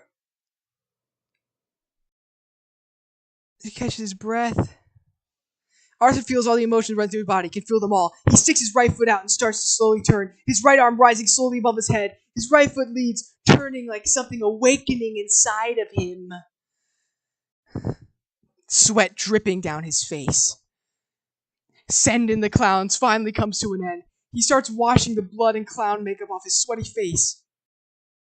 Looks up at his smudged reflection in the dirty mirror, water dripping, white grease paint running off his face. Beat. Interior apartment building. Night. Arthur floating out of the elevator and down the hallway.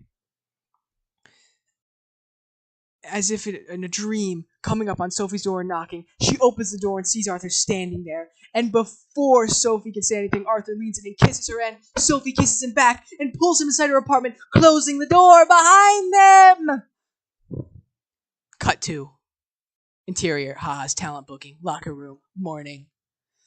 Arthur walks into the locker room, sees Randall half dressed for work, sitting with Gary, two other clowns, and a handsome Chippendales dancer around the small table, shooting them.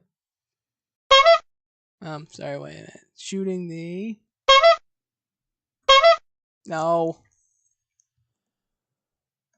What happened?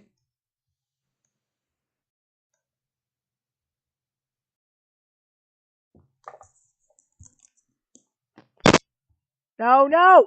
The sound again.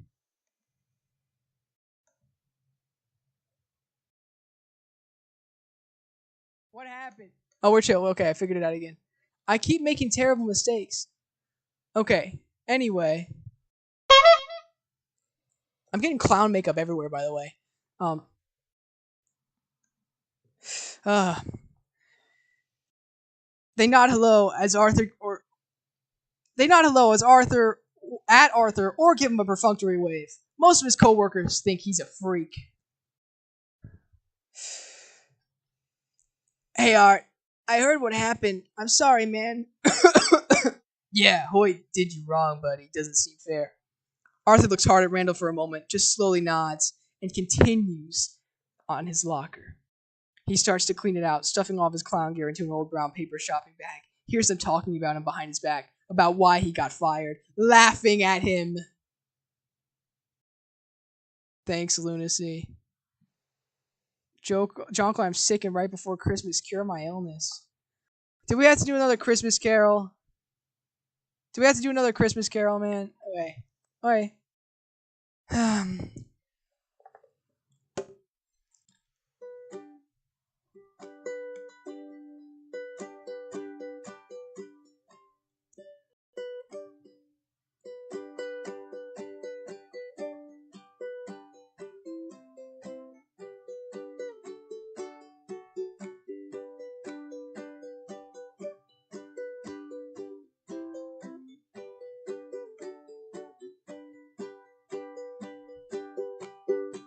Joker bells, Joker all the house. That way how fun it is to ride in a Joker house.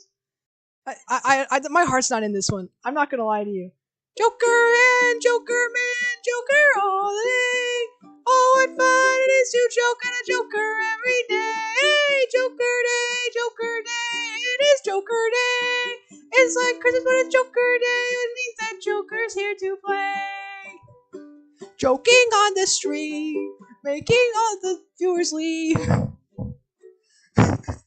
Don't tell me to beatbox. I didn't rehearse any of these songs. I can't even. I'm a Joker bells. Every day's a joke. I can't wait to joke away until I'm able to smoke. That's kind of sad. Okay, well, good job, everyone. Back to the script. He starts cleaning out, stuffing all of his clown gear into an old brown paper shopping bag. Hears them talking about him behind his back. Oh, God. About why he got fired, laughing at him. Haha, clown number one. Did you really bring a gun to the kids' hospital, Artie? What what'd you do that for? Okay, they need...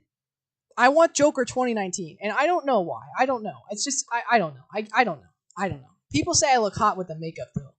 Anyway, Arthur doesn't answer them, just continues emptying his locker. A bag of balloons, a magic wand, some trick flowers. No, I heard he pulled it out and waved around like a cowboy. His coworkers crack up. Arthur answers the guy without looking back. It was a prop gun, and I didn't pull it out. It fell out.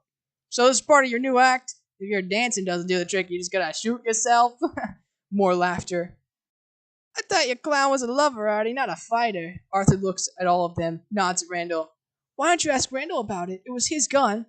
What? Stop talking out here, Artie. I think all his stupid laughing must have scrambled his brains or something.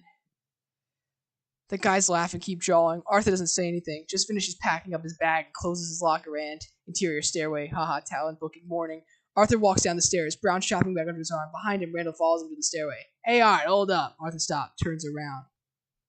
What the did you say that for? Why'd you say that? What? That it was my idea about the gun. That subway, no joke, you know. They got sketches of clowns on the front of every newspaper.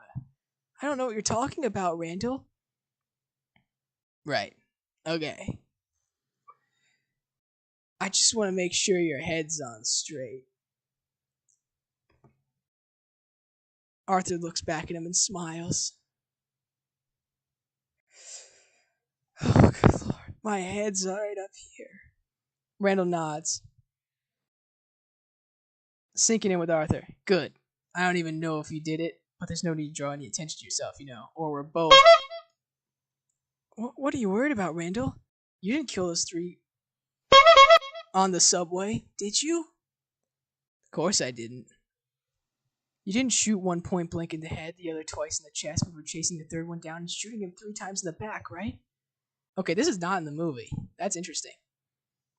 Arthur puts his fingers forming a gun to Randall's head, stares straight at him. Isn't it rich? Aren't we a pair? I'm sorry that the hair is inaccurate. I'm sorry. Okay, I'm sorry.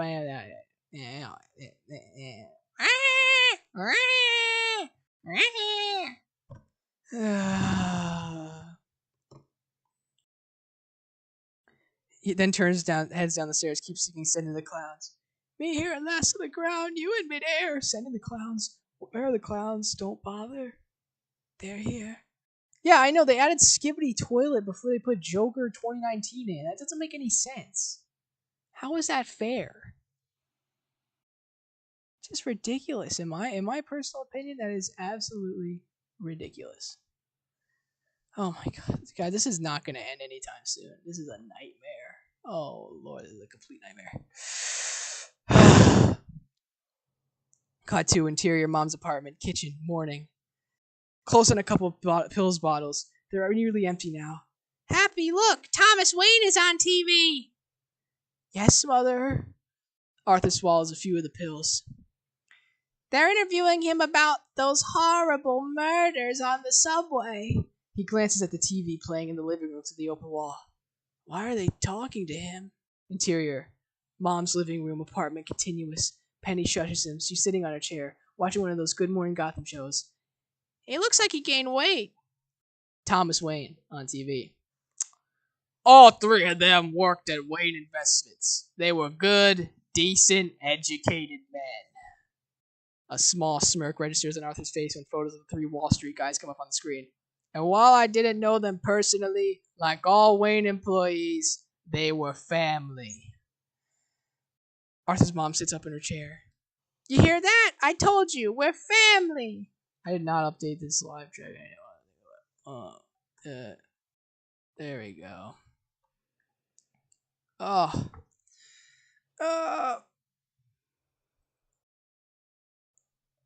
Angle on the television, footage of graffiti around the city. Kill the rich, spray painted on the storefront. Wall Street, written on a subway wall. Resist, scrawled on a billboard. Good Morning host on TV. There now seems to be a groundswell of anti-rich sentiment in the city. It's almost as if our less fortunate residents have taken the side of the killer. Don't compare me with that guy.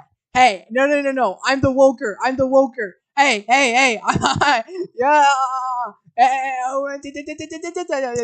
I'm a good guy. I'm not a bad guy.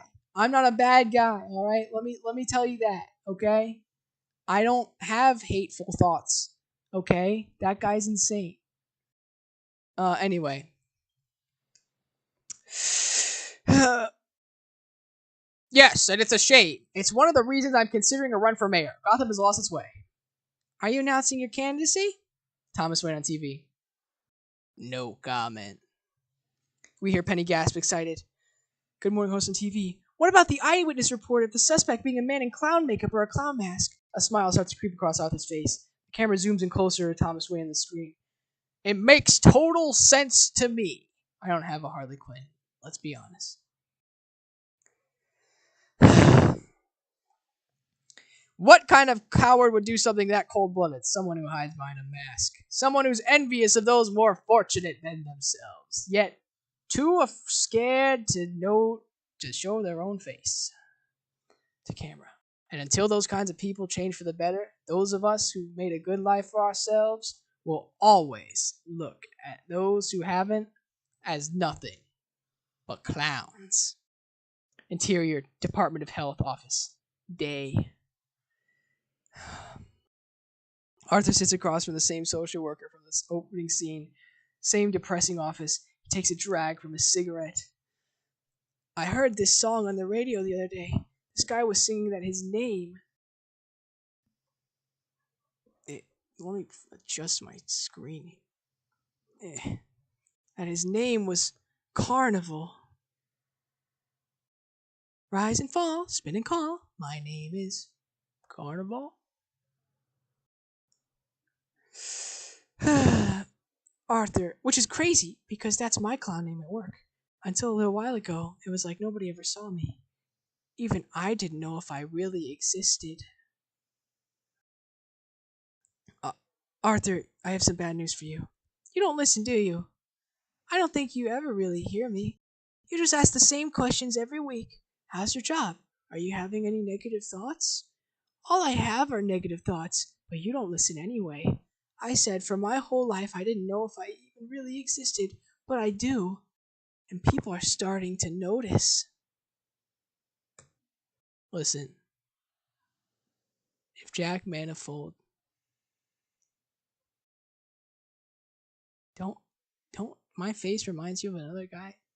You can't do this to me. I'm just trying to joke around. I'm losing my voice, by the way. Oh, Lord. They've cut our funding. We're closing our offices next week. He looks around the wall, just noticing some moving boxes stacked against the wall. The city's cut funding across the board. Social services is part of that. This is the last time we'll be meeting. Arthur nods, not hating the idea. Okay. They don't give a about us, about people like you, Arthur. They don't really give a about people like me either. Oh. Arthur sits for a moment, then it dawns on him. How am I supposed to get my medication now? Who do I talk to? I'm sorry, Arthur.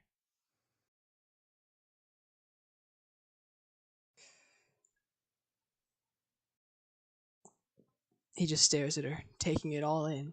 All right, water break. Let's go. Water break.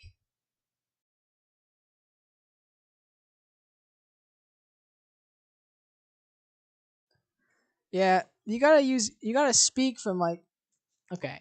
I actually do like Hotmail in Miami. That's a fun game. I enjoy that. This is gonna get all over this.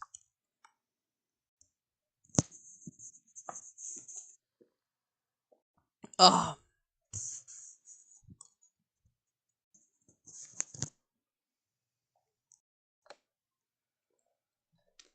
No, look.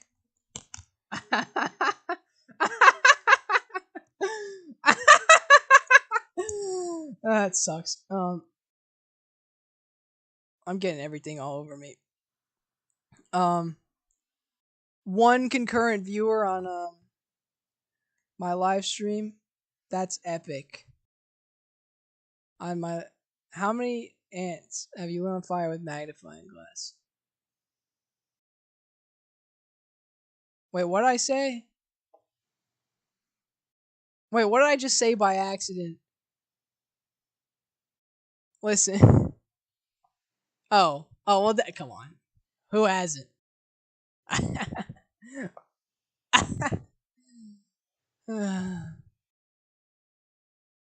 Don't call me. Don't call. Come on. Hey. Don't call me. Hey, anyway, we're going back to the script.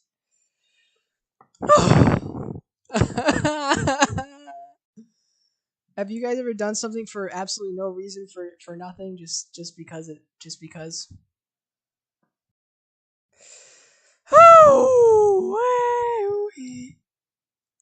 I'm the Joker, baby. I'm the Joker, baby. I'm the Joker, baby.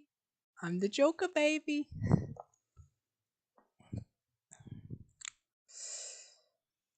Interior comedy club backstage hallway night. Arthur's point of view, slowly walking down the hall, as if in slow motion, toward a set of stairs leading up to the back of the stage. Spotlight bleeding through the curtains, other wannabe comics looking at him as he passes.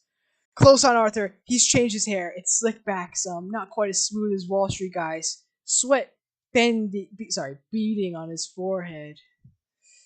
He climbs up the stairs, always climbing uphill, and waits at the edge of the curtain, pulls his worn joke notebook out of his back pocket, glancing into the room. He sees it's in the taking a seat in the back. What? Sorry. He sees Sophie taking a seat in the back, wheeling back into the stairway. He catches his breath in the shadows. He hears the MC from the stage. This next comic describes himself as a lifelong Gotham resident who from a young age was always told that his purpose in life was to bring laughter and joy into this cold, dark world. Okay. He hears the crowd laugh. Please help me welcome Arthur Fleck! There is a smattering of applause. Interior stage, comedy club, continuous. Arthur stepping on stage, out under the spotlight, lifts the microphone in front of his mouth. The light so bright he can't see faces in the dark audience, his hand trembling, holding onto his worn notebook. He takes a deep breath, looks out at the dark crowd, and opens his mouth. And starts to laugh. His eyes go wide. God, no, not now. A terrified look comes to his face under the laughter. He just keeps laughing. The crowd is just staring back at him. Finally, he composes himself. Good evening. Hello. Good to be here. I hated school as a kid.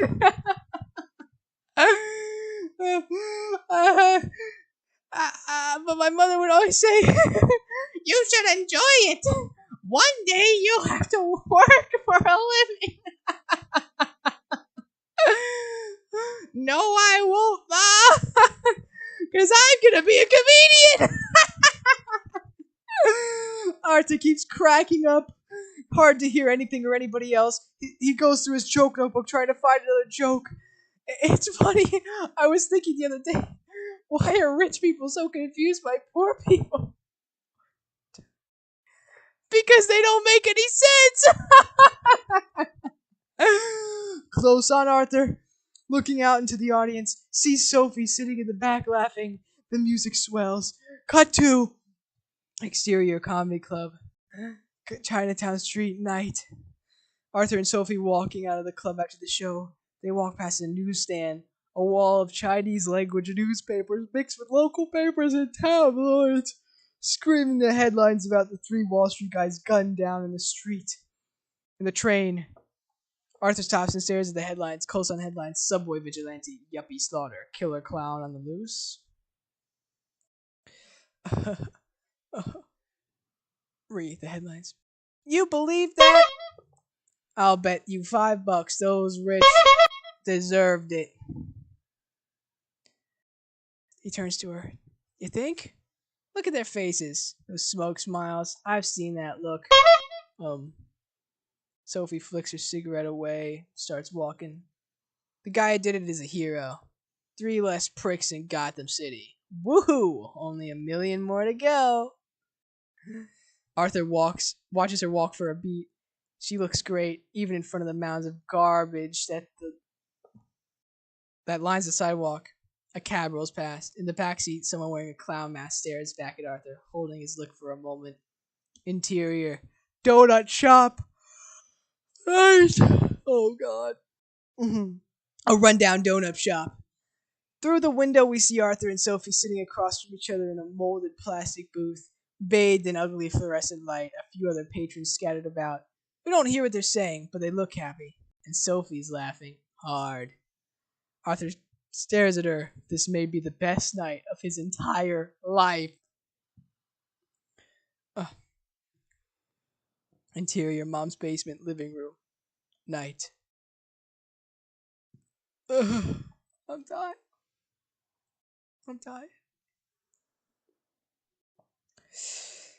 Arthur, opening the door to his mother's apartment, holding a box of donuts in his hand, sees the flickering blue light of TV in the living room. Hears the end of the live with Murray Franklin. He locks the locks, showing a security chain high out as the door.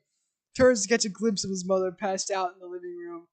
Arthur sets the box of donuts down and puts his face up against his mom's nose to see if she's breathing or if she's dead. Goodbye, dead meat.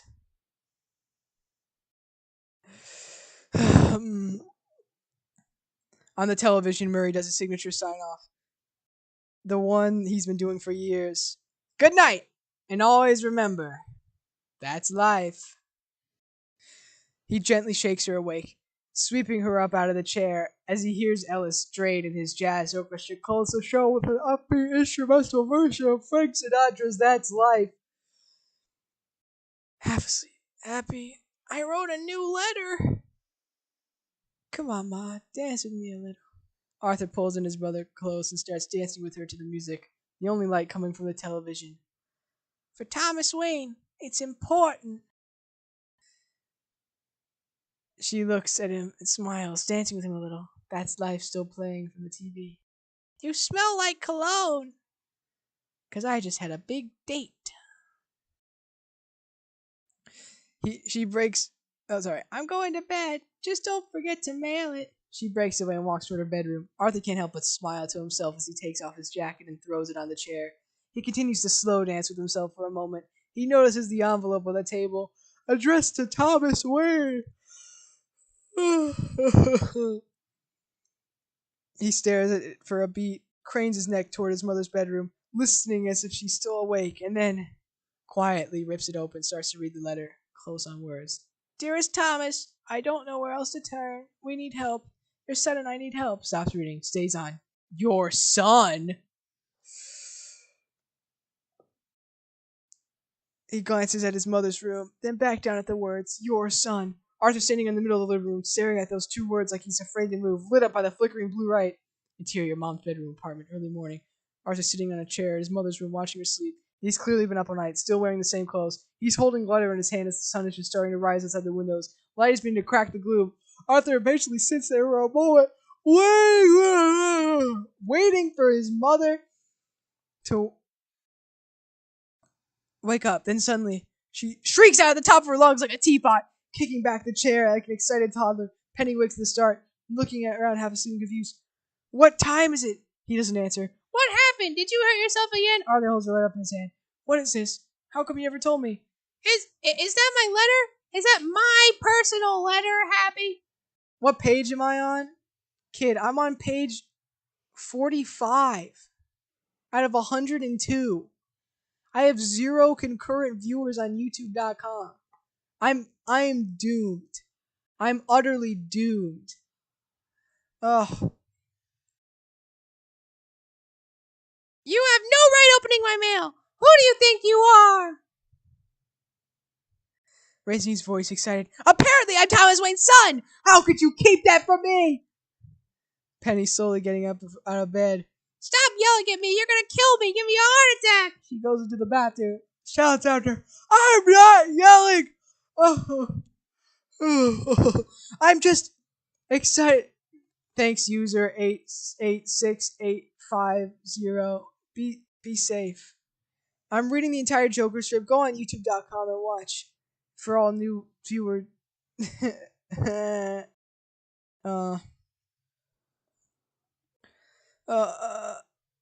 not yelling. I'm just excited. How can any of this be real? I'm not talking to you until you calm down. Arthur pays for a minute. Now goes to the bathroom door. Talks to his mother from behind the closed door. Okay, how's this, Mom? Better? Will you please talk to me? Arthur leans in closer to the door, leaning against it with just his head. Please. He's an extraordinary man, Arthur. A powerful man. We had a connection. I was so beautiful then. We were in love. Please. He's an Oh, sorry. Arthur just leans there, listening. He closes his eyes. It's all too much.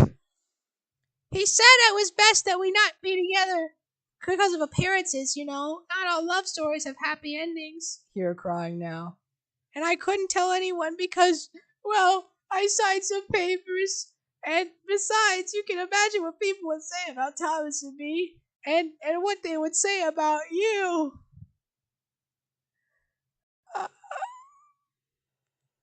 Arthur's eyes closed, heading into her. What? What would they say, Ma? That I was a, and Thomas Wayne was a, and that you're an little unwanted. And the bathroom door suddenly swings open. Arthur falls face first into the bathroom, just missing his mother, crashing down onto the floor. Cut to. Oh Lord. Cut to. Hold on, I need to update the page count.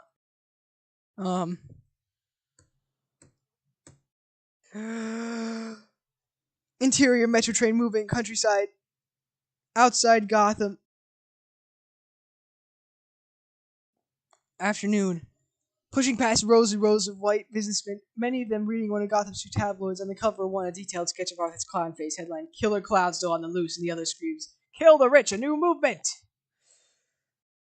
We push past the Killer Clown sketch, settle on Arthur reading the tabloid. Reverse angle behind Arthur, we see the headline, Thomas Wayne announces run, response to troubled times, over a campaign-style photograph of Thomas Wayne waving to a crowd standing next to his wife, Martha, 50s, a well-preserved former model, and a glimpse of their son, Bruce Wayne, 10, hiding behind his father, only catch half of his face looking straight into the camera, eyes wide, scared by the crowd.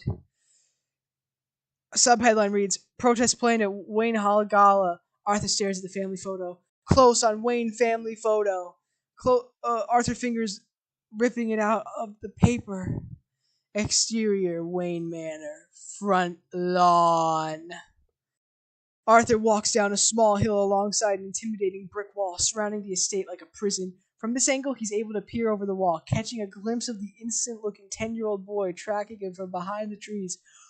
I think he follows. Arthur crosses to the front, a giant wrought iron gate. We see a long driveway that leads to the big house, surrounded by beautiful trees that plush green grounds. Arthur stops. I'm on page 48 out of 102. I don't think things are going to be looking up anytime soon. I'll just say that. Jacqueline, are you no longer in troll mode? Because if not, this is a bad day for America. This is a bad day for me.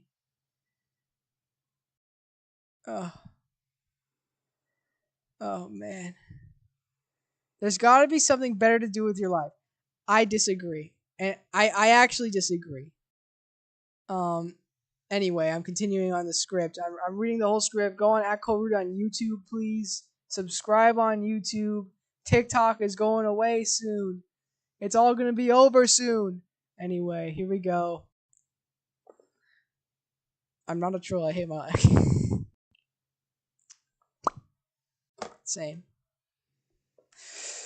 Oh, man. Wayne Manor, front lawn, sunset. Oh, yeah, I already got that part.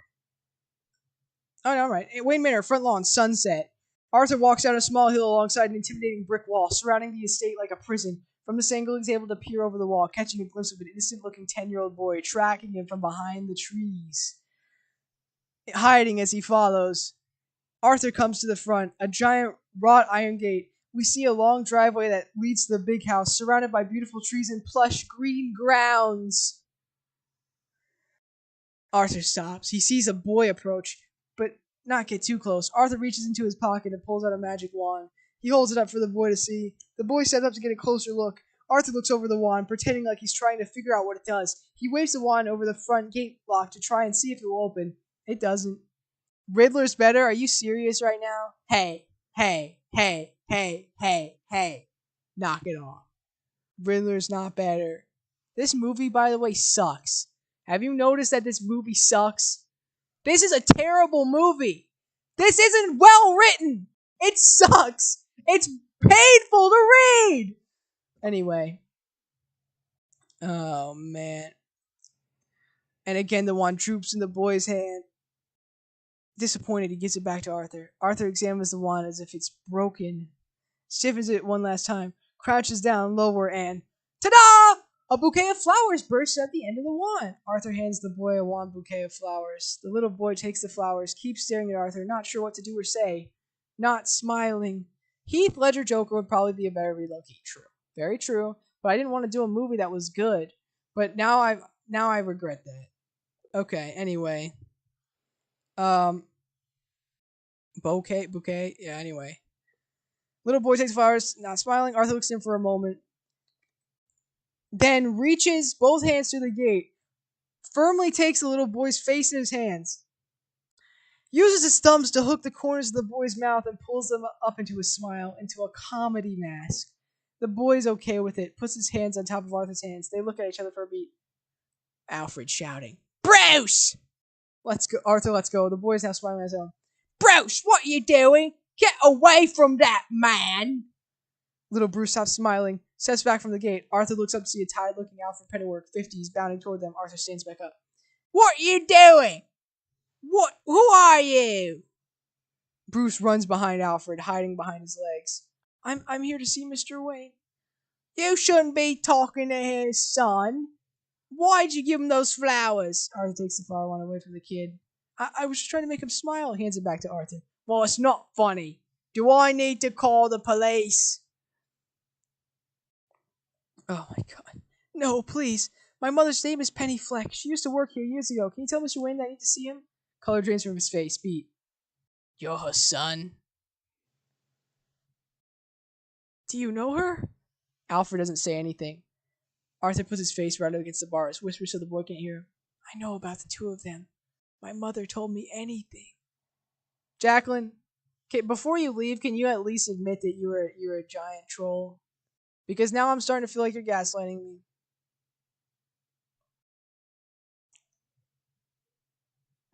That's...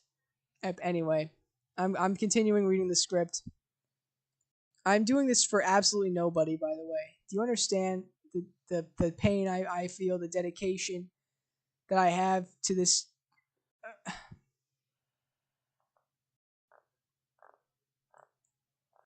Don't hate your life. Don't hate your life. Because no matter how bad things seem right now, 5 years from now, it's going to look like Disney World. Okay? Trust me. Life is just one long procession of things getting worse. So every time that you stop to think my life is bad, think in your head, actually, it's not as bad as it will be, and that's okay. So smile, be happy. It's going to be okay. That's the most important thing that I can tell you as the Joker. It's that you and me and everybody and you're not listening to me. Anyway, the point I'm making is this is the world we live in.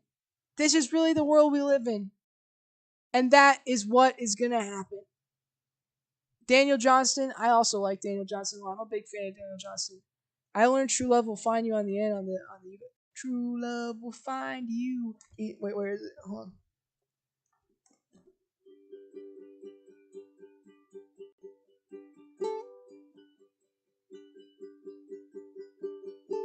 True love will find you in the end.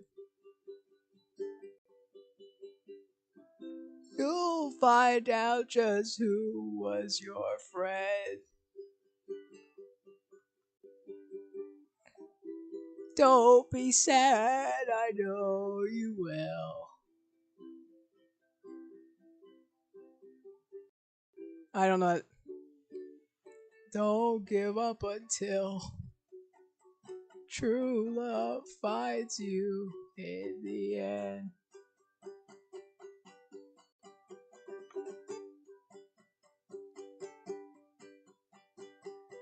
This is a promise with a catch.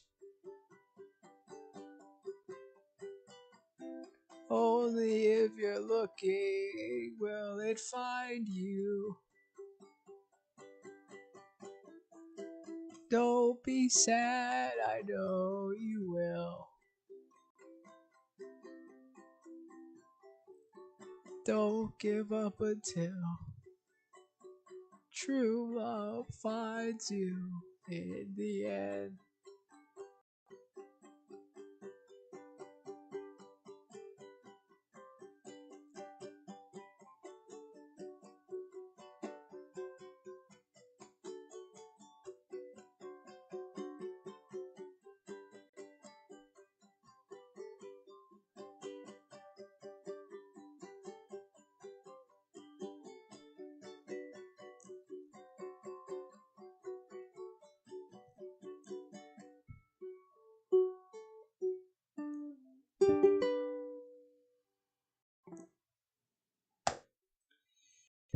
Thank you. Thank you. That was an impromptu performance of True Love Will Find You in the End by Daniel Johnston.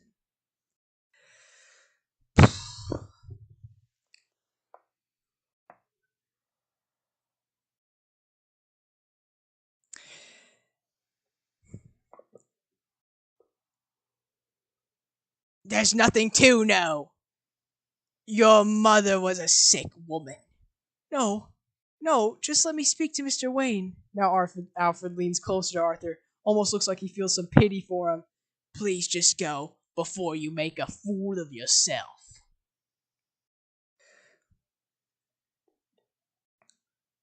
Thomas Wayne is my father! Alfred looks at Arthur, can't help but crack up laughing at him.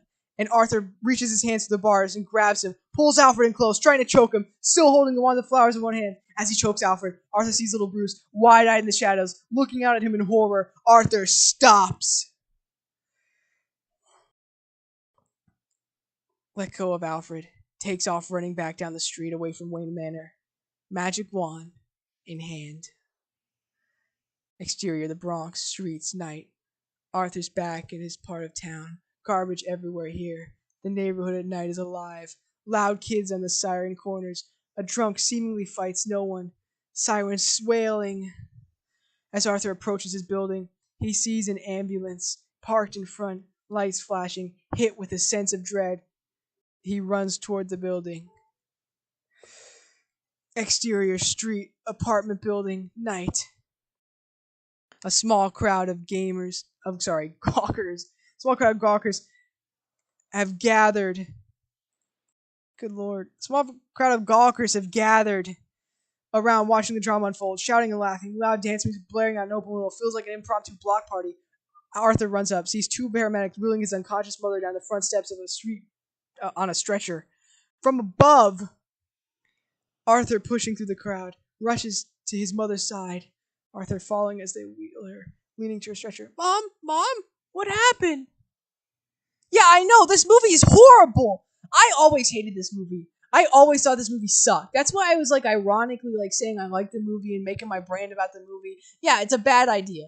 But I really think that this movie was like a really bad moment in time. Because it was the first like comic book movie where everyone was like, oh, maybe we should start taking these seriously. No, absolutely not. You should not take any movie like this seriously. It is cringe. What is wrong with people? Todd Phillips, I truly think is one of the worst writers I've ever experienced on cinema. It's disgusting. What he does, it's shameful. He is so appropriative of mental illness. Jacqueline, stop being a doomer. I'm trying to say that the fact is, Todd Phillips wrote one of the most flagrantly like sensationalized and poorly thought out depictions of mental illness ever. And it's just like, oh hey Debmy, welcome back. I was just yelling about how this script sucks. Anyway, I really do hate this movie. I think I think this movie is like morally bad. Anyway. Because it's, I guess, I don't know. I guess at the end of the day, I'm just a huge masochist. I mean, no, I'm reading Joker 1. I don't even think the second one is out, but if it was, oh, good lord, that'd be a nightmare to read. That's gonna be the worst thing ever. Anyway, what happened to her? Who are you? I'm her son. Oh, great. You can probably help us out inside. We don't know what happened yet. Arthur follows them as they look heading to the ambulance. Interior city ambulance back, parked. Minutes later, Arthur watches as the two paramedics work on his mother, descending on her like vampires, shouting instructions to each other while checking her vitals, pulse, pupils, shouting questions at him as they begin to intubate her. Does your mother take any medications? Arthur doesn't answer, just watches in horror. Sir, is your mother on any medications? No. When was the last time you spoke to her? I don't know. The ambulance starts to pull away. Does she have any medical history? Arthur doesn't answer. Exterior, city hospital, emergency room, night. Oh, God. Arthur sitting on a bench, waiting outside the bustling emergency room of a massive city hospital. He watches the sick and dying being rushed through the glass doors, opening and closing. This happens in the background throughout the scene. The two detectives walk up to Arthur, interrupting and watching the doors. Gotham police detectives Garrity, gray hair, and Burke, 30s, and his partner, Detective Garrity. Mr. Fleck, sorry to bother you. I'm Detective Garrity. This is my brother, Detective Burke. Arthur looks up at him, doesn't say anything. We had a few questions for you, but you weren't home, so we spoke to your mother. What did you say to her? Did you do this? What? No. We just asked her some questions, and she started getting hysterical, hyperventilating, trouble speaking. Then she collapsed, hit her head pretty hard. Yeah, the doctor said she had a stroke. Sorry to hear that. But like I said, we still have some questions for you. They're about the subway killings that happened last week. You heard about them, right? Yeah. It's horrible. Right. So we spoke to your boss at a Ha-Ha's. He said you were fired that day, fired for bringing a gun to a children's hospital. It was a prop. It's part of my act. I'm a party clown. All right. So why were you fired? They said I wasn't funny enough. Can you imagine that? I don't need help. I need subscribers and clout. Go on my YouTube channel at Cole Rudy on YouTube. That's what I need. Help. What kind of sick joke is this? Whatever, man. You don't know. You don't know the first thing about what I need. Tough guy. They said I wasn't funny enough. Imagine that. Now, if you don't mind, I need to take care of my mother. The detectives share another look. Detective Birch steps close to him, holds the card that Arthur handed him. Your boss also gave us one of your cards. This condition of yours, the laughing, is it real or some sort of clown thing? A clown thing? Hey, dead meat, don't boss me around, tough guy. Jacqueline, stop farming for attention. Anyway, your boss also. Oh, sorry. What do you think? Oh, sorry. Yeah, I mean, is it part of your act? What do you think? And Arthur walks away, heads for the sliding glass doors. Only the motion detector doesn't engage. He slams right into the glass door. Hard. He bounces back. Cut to interior hospital room. Don't. Johnny, buddy, let's not do this here. Okay. Hospital bedroom shared. City hospital night. Penny lies in the bed unconscious, hooked up to machines. Arthur sits bedside distraught. Sophie's next to him, rubbing his back. She's gonna be okay. He just nods, lost in thought. After a beat. I'm going to get some coffee. You want one? He nods again. As Sophie walks out, we hear Murray Franklin from the TV set bolted high up on the wall. I told my youngest son Billy, you know, the new one, not so bright one, you know. Close on TV, Murray's in the middle of doing his monologue. I told him that the garbage strike is still going on. He says, and I'm not kidding. Billy says, so where are we gonna get all our garbage from? No, I'm not reading. I'm literally reading the script of the Joker movie. I'm literally reading the script. I know it sounds like bad fan fiction because you know what? It is. It is bad fan fiction, but guess what? It got published. It got a film. Joaquin Phoenix won an Oscar for this. I think he's hamming it up. I think he sucks.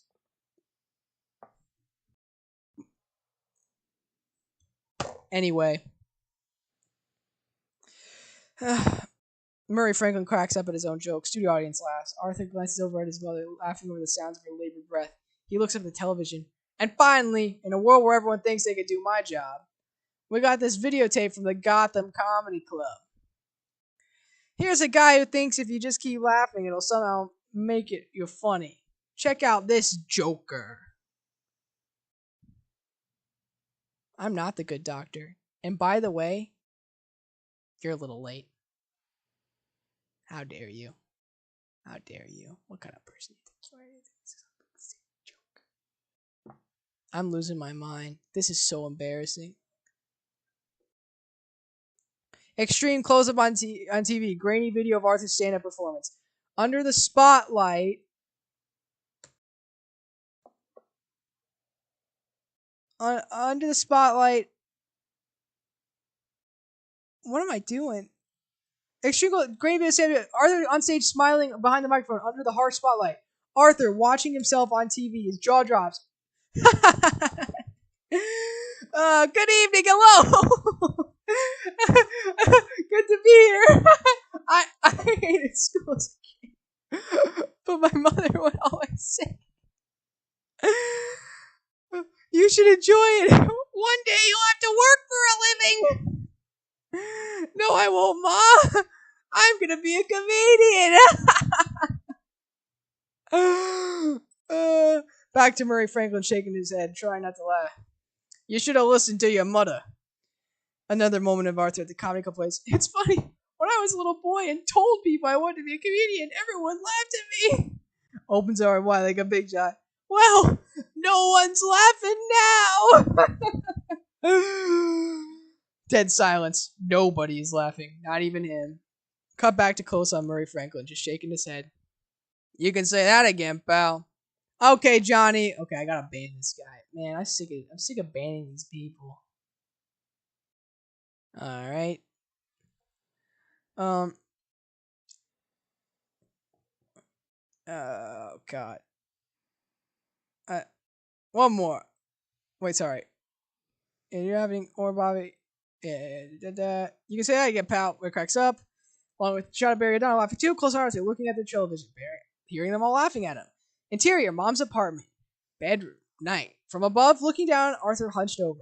Lying on his side in his mother's bed. His left arm below frame. Hard to tell if he's in pain or...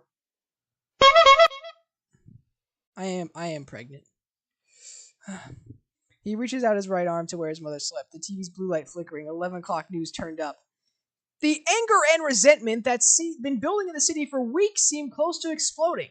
Protesters, many dressed as clowns, took to the streets today in one of several planned demonstrations taking on the city's elite, including a massive rally outside tomorrow night's benefit at Wayne Hall. Close on Arthur, turning and sitting up in bed when he hears what's on television. Angle on television, a crowd of protesters, a few wearing Arthur's clown mask and are being interviewed. I'm going to show them they can't ignore us. Our voices need to be heard. We're not... Clown protester interrupts, screaming at the camera. The rich! The politicians! The whites! I don't want to say that one. Thomas Wayne! The whole system! That's what this is about! Angle on Arthur, moving down the edge of the bed, gun on the nightstand behind him, not sure... leaning forward closer to the flickering screen to make sure he's seeing what he's seeing. Thomas Wayne now being interviewed on the plaza in front of Wayne Tower. Had no comment on the upcoming rally. Well, what I will say is, there's something wrong with these people. I'm here to help them. I just want to lift them out of poverty. Help make their lives better. That's why I'm running. They may not realize it, but I'm their only hope. I'm not copying the Mr. Beast strat. I literally am just pouring my heart and soul into this. But I was thinking about it. It's so interesting how this landscape has changed so much. Like, Mr. Beast can get famous doing this. Me? No. Well, don't make... Come on. Anyway. Okay. Let me finish the script. Oh my god. We're over halfway, though. We're over halfway. We are on page 58. Interior, Wayne Hall Theater. Center for Performing Arts, dusk. Angle on movie screen playing. Modern times. Face of a Roman numeral clock fills the frame. It fades up forward. Modern times. A story of industry, of individual enterprise, humanity crusading in the pursuit of happiness. Then, and as the screen fades to black, we pull out to reveal the Gotham Philharmonic playing Chaplin's silent movie score in front of the black tie high society crowd. Behind them, on a screen, glimpse the opening shot of a crowded herd of sheep. A lone black sheep caught in the middle, dissolving into a massive crowd of workers rushing out of a subway station. Exterior, Center for Performing Arts. Wayne Hall, dusk. Arthur all alone, heading toward an angry mob in front of the Center for Performing Arts. Night falling, storm clouds gathering, angle on the crowd of protesters screaming and shouting in front of Wayne Hall behind steel barricades. Yeah, thanks, Sam, for being here this long. I don't know. I have no clue why you're here. I don't even know why I did. I don't even know. I regret everything. It's so sad. What a sad, sad life I lead. Oh god. Anyway, subway station exterior Center for Performing Arts. Arthur all alone heading toward Angry Mind for the storm clouds gathering. Alone in the crowd of protesters screaming and shouting in front of Wayne Hall, behind steel barricades, many wearing Arthur's clown face mask. A few wave homemade signs. Clown for mayor! Kill the rich! Mr. Wayne, am I a clown? A line of policemen and security guards stand between the crowd and lit up white marble building. Arthur pauses and watches the crowd for a moment. Exterior Wayne Hall, front entrance dusk. A fight breaks out between clown, masked protester, and two cops. Crowd goes crazy, pushing under the barricades toward the building. Distant thunder rumbling. The police and Wayne Hall security fight to keep them out. Amidst all the chaos, we glimpse Arthur slipping into the building unnoticed. Interior lobby, Wayne Hall, night. Arthur walks through the massive multi-level lobby. It's completely empty since the performance has already begun, and whatever security was available is outside helping the police deal with protesters. He looks up in awe at the crystal chandeliers. He's never seen anything this opulent in his entire life. My favorite Joker personally is hmm. Hmm. That's a good question. Mark Hamill. Mark Hamill. Uh he stares at the grand staircase on the second floor. Interior, second level balcony, Wayne Hall night. Arthur making his way through the shadows along the back wall of the balcony, a bird's eye view, looking around for Thomas Wayne and the sold out black tie audience. He catches bits of the silent movie projected down on stage behind the orchestra. The tramp working in a factory. He continues moving along the back wall, looking for Thomas Wayne. Sees him sitting in a box seat on the side of the theater with his wife. Arthur watches him in darkness, waiting. Jump cut, interior, balcony, second level, later. Projected on screen, the tramp roller skating blindfold on a date with Gammon, Paulette Goddard. In a department store, Arthur's still standing against the back wall in the shadows, laughing along with the rest of the audience watching the tramp skate blindfolded, skirting along the edge of the balcony with no rail. Orchestra playing the bouncy score. Arthur's really enjoying the movie, almost forgetting all about almost forgetting for a moment why he's there. When he glances over to Thomas Wayne's box and sees him leaving, being led out by his bodyguard, Arthur's eyes go wide and he quickly turns to go. Behind him on the screen, the tramp is rescued by the girl before he falls off the edge. Orchestra swelling. Interior, second level, Wayne Hall, continuous. Arthur catches a glimpse of Thomas Wayne heading to the men's room, his bodyguard waiting by the door. Still hear the orchestra playing the score. Arthur glances around the lobby, sees a lobby broom and upright dustpan tucked in the corner. Interior, hallway, men's room, Wayne Hall, seconds later. Arthur sweeping up the hallway with his head down. Hear the orchestra playing the melancholy Smile from the film score. He sleeps along to the music like Emmett Kelly's famous act, sweeping around the bodyguard's feet. Annoyed, he moves a bit from the bathroom door and doesn't give Arthur a second look as he heads inside. Oh, God. Interior, men's room, Wayne Hall, continuous. Arthur sweeps his way into the cavernous black and white tiled bathroom, ornate gold fixtures. It's empty save for Thomas Wayne peeling at the far end of the long line of urinals. Arthur takes a deep breath and walks down the line of... What am I talking about? The line of urinals. Oh, urinals right up next to Thomas Wayne. He stands there for a beat while Thomas urinates, lobby broom and upright dustpan in hand. Can I help you, pal? What? Yeah, no, you need to get in here or something. Thomas Wayne finishes and zips his file back up. Arthur's not sure what to say to him. He just says, Dad?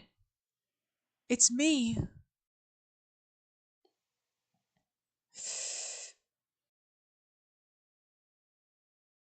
But Thomas Wayne doesn't hear him. He was flushing the urinal, walks toward the sink. Excuse me? Arthur follows after him. My name is Arthur. I'm Penny's son. I know everything. And I don't want anything from you. Well, maybe a hug. Arthur smiles. It's all very emotional for him. Thomas looks over at him like he's crazy. Oh, God. Jesus, you're the guy who came to my house yesterday. Arthur nods, relieved he finally broke through. Yes, but they wouldn't let me in to see you, so I came here. I have so many questions. Thomas Wayne just laughs to himself and turns to the gold faucets on one of the sinks. Look, pal, I'm not your father. What's wrong with you? How do you know? Thomas Wayne just keeps washing his hands, doesn't even look over at Arthur. Because you were adopted, and I never slept with your mother. What do you want from me? Money? No, what? I wasn't adopted. Thomas starts drying his hands. She never told you? Your mother adopted you after she worked for us. She was arrested when you were 4 years old and committed to Arkham State Hospital. She's crazy. Arthur starts to smile, feels a laugh coming on. No, I don't believe that. Thomas finishes drying his hands, turns to Arthur, his tone more serious now. I don't really give a what you believe. But if you ever come to my house again, if you ever talk to my son again, if I ever even hear about you again, I'll Arthur cracks up laughing, interrupting his threat, laughing right in his face. Are you laughing at me? Arthur's laughing so hard he can't answer. Thomas shoves Arthur hard up against the tiled wall, gripping his neck with one hand. Arthur just cracks up louder. He drops the dustpan and broom. You think this is funny? Thomas Wayne's bodyguards bang open the door, rushing into the bathroom when they hear the shouting. They stop when they see Thomas as Arthur jerked up against the wall. No, I have a con. Interrupting, raising his voice. Is this a joke to you? And Thomas Wayne punches Arthur straight in the face with his free hand, blood spraying from his nose. Interior, bedroom, mom's apartment, morning. Sunshine peeking through the bedroom windows. Arthur's eyes are open. He's been awake all night. He still hasn't slept. Phone starts ringing in the kitchen. He lets the machine pick it up. This message is for Arthur Fleck. This message is for Arthur Fleck. My name is Shirley Woods. I work on the Murray Franklin show. Arthur gets up quickly and heads for the kitchen as the woman continues to leave a message. Arthur walks in, listening to the woman on the machine. I don't know if you're aware, but Murray played a clip of your stand-up on the show recently, and we've gotten an amazing... Arthur picks up the phone. Who is this? Hi, this is Shirley Woods from Murray Franklin Live. Is this Arthur? Yes. Hi, Arthur. Well, as I was saying, we've gotten a lot of calls about your clip, amazing responses, and Murray asked if I would reach out to see if you would come on as a guest. Can we set up a day? Pushing on Arthur's face as it sinks in. Murray wants me to come on the show? Yes, isn't that great? He'd love to talk to you. Maybe do some of your act. Does that sound good to you? And the push-in on Arthur finishes. I have to urinate. After reading that scene about pee-pee, I have to do it. So I'll be right back. Okay? I will be right back. Thanks, Kit. I really, really hope that I'm 46, right? Anyway, I'll be right back. I will be right back. I will be right back. Okay? Just hold on a second. Oh my lord. This is a nightmare. That's life! 1 second. Okay? Can we all chill for 1 second? Is that possible? I'll be right back.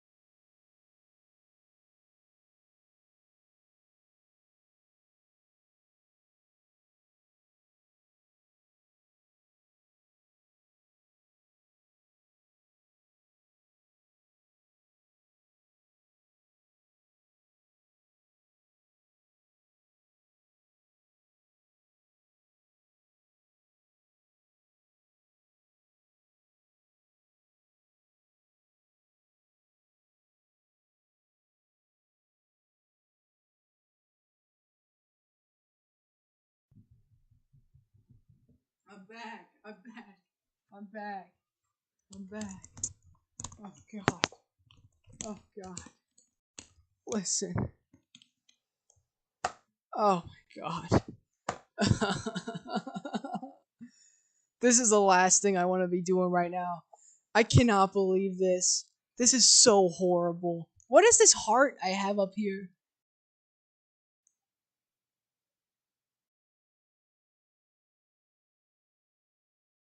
Okay, anyway.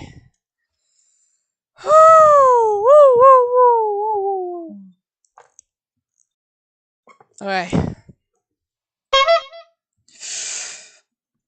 Exterior, Arkham State Hospital. Morning.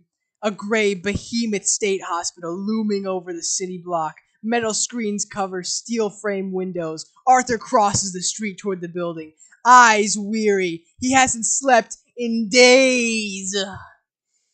Interior, Arkham State hallway. Morning. Arthur walks down a long hallway, passing two Gotham City cops and a paramedic rolling on a naked sunburned man, screaming his head off, handcuffed to a stretcher underneath a white sheet. Sounds bouncing off the walls, up and down the halls, working other patients into fits, screaming. Buddy, if you really think I'm gonna fall for that, if you really think I'm gonna fall for that happy birthday thing, you have got another thing coming. You think that I'm some kind of spring chicken. You think I'm some kind of moron. I'm sick of everyone thinking I'm some kind of moron. You Nobody understands my vision, my dreams, my hopes, my prayers, everything I do. It's all for a reason. They have to figure it out sooner or later. Somebody's got to figure it out sooner or later.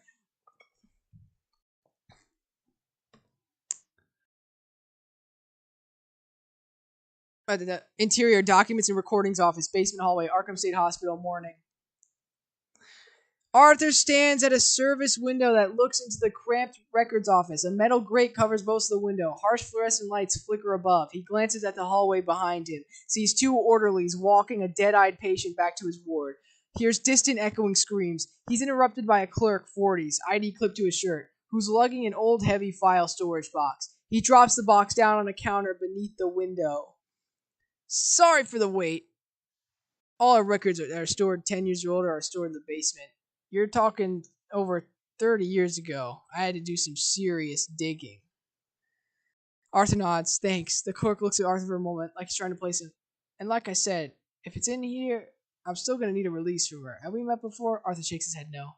The clerk opens the file box, starts digging through it. Behind them, still hears the screams. Can I ask you a question? How does someone wind up here? Have all the people committed crimes? Some have. Some are just crazy and pose a danger to themselves or others. Some just got nowhere else to go. Yeah, I know how that is. Sometimes I don't know what to do, you know? I don't think I can take any more of this. The clerk is half listening as he scans the paperwork. Yeah, I can't take much more of this either. Now they're talking about more layoffs. Man, we're understaffed as it is. I don't know what I'm gonna do. Arthur looks up at the guy. I think he's made a connection. Last time I ended up taking out on some people bad. I thought it would bother me, but it really hasn't. Clerk looks back at him. What's that? What do I do if she's confused?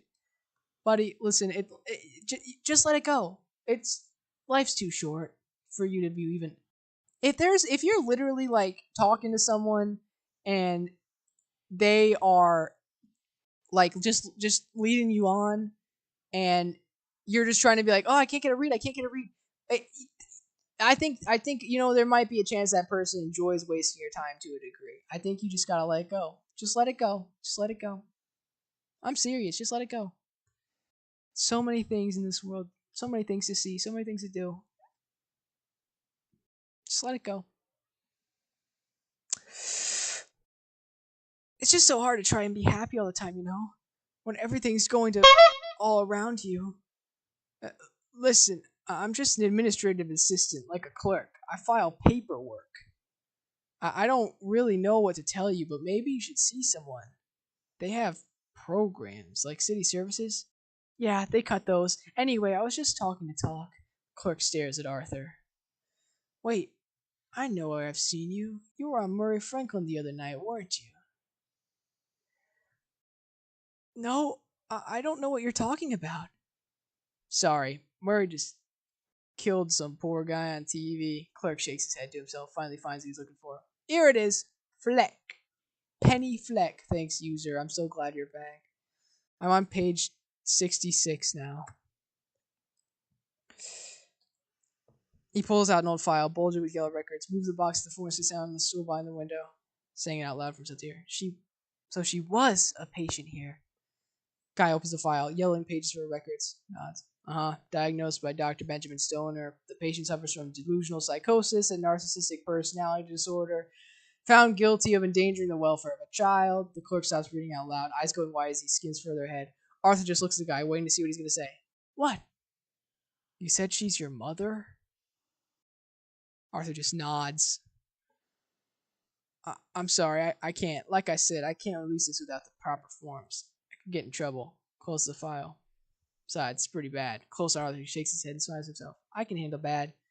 The clerk puts the file on the counter. Yeah, sorry. If you want these records, you have to get your mom to sign a patient disclosure form. I can have someone mail you one. Arthur just stands there, thinking it all over for a moment. Then he reaches under the metal cage and snatches the file. The clerk grabs it as well. They play tug of war with the file. It's awkward and goes on way too long. Out of nowhere, Arthur slams his own head violently against the metal grate, surprising the guy, allowing him to pull the file away. Arthur takes off, running down the hall with it. The clerk watches for a beat, but does nothing. Interior, hallway, Arkham State Hospital. Oh my god. Morning. Arthur running down the hallway, files in his hands, frantic, unaware he's not being chased, turns the corner and runs down another long stairway, goes to a stairwell door and runs in. Interior stairwell, Arkham State Hospital. Where am I? Continuous, bounding up the steps. He stops at a landing above, looks down, sees no one is chasing after him, just hears the echoing screams and shouts of other patients. Angle on Arthur, catching his breath. He opens the file, flipping through the records, finds the page the clerk was reading. As he reads it over for himself, he hears his mother being interviewed with her psychiatric assessment over 30 years ago. He's not adopted. He's Thomas Wayne's son. I worked for him. I told you I cleaned his house. Interior emergency interview room, Arkham State Hospital day. A younger Penny Fleck, mid-20s, is sitting across the table from Dr. Benjamin Stoner, 50s, in a dreary, small interview room. Windows covered with security screens. Penny takes a drag off a cigarette. Her face is beaten to... Those nose battered, lip busted. Lip busted up. Dr. Stoner is going over Penny's thick file, the same file Arthur's holding in his hands. We went over this, Penny. You adopted him. You have all the paperwork right here. He had that all made up, so it stayed our secret. Dr. Stoner doesn't believe her, keeps going through the file, pulls out a black and white photograph of a 3-year-old Arthur's body. You also stood by as your boyfriend repeatedly abused your adopted son and batters you. Penny exhales smoke. He didn't do anything to me or to my boy. Can I go now? I don't trust hospitals. Dr. Stoner lays out the photographs in front of Penny. Penny keeps smoking her cigarette, glances down at the photos. We catch glimpses of various bruises on parts of Arthur's body, a filthy crib, a rope tied to the radiator, cut back to Arthur looking over the same black and white photograph, still hears his mother. I never heard him crying, not once. He's always been such a happy little boy. Dr. Stone, Penny, your son was found tied to a radiator in your filthy apartment, malnourished with multiple bruises across his body and severe trauma to his head. What do I get out of this? Buddy.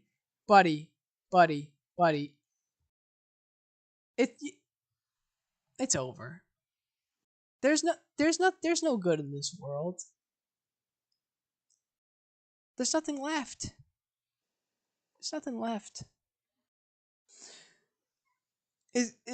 That's not true. My apartment wasn't filthy. I keep a clean house. Arthur just stares at his mother. Dr. Stoner looks at Penny, not sure to respond to that. And what do you have to say about your son? Angle and Penny thinking over, taking a drag off her cigarette.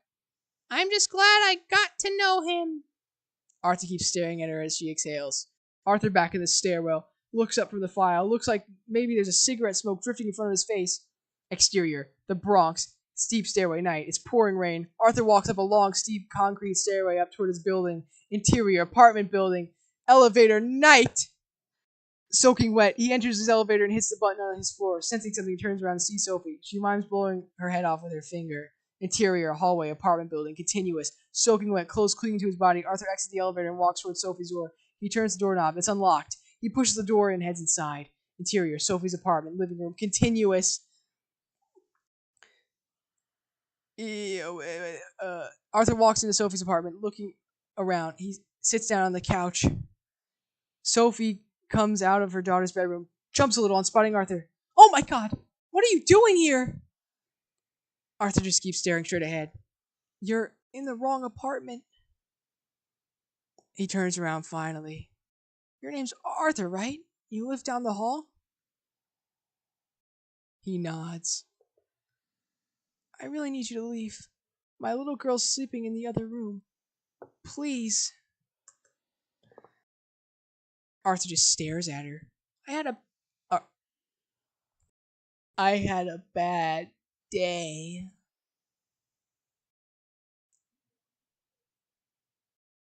You had a bad day.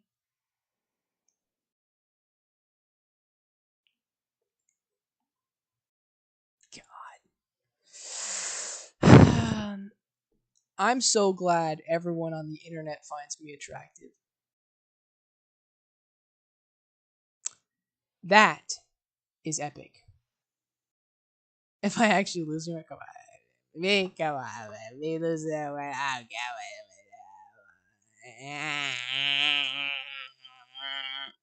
Thanks, Irish. I hope everyone here knows that I'm a 46-year-old man. Anyway. Can I call someone? Is your mother home?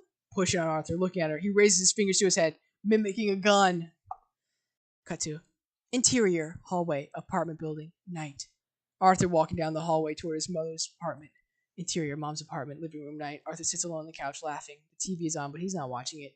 Just continues to laugh, rolling onto his side from the joke that his life seems to be. Interior, city hospital.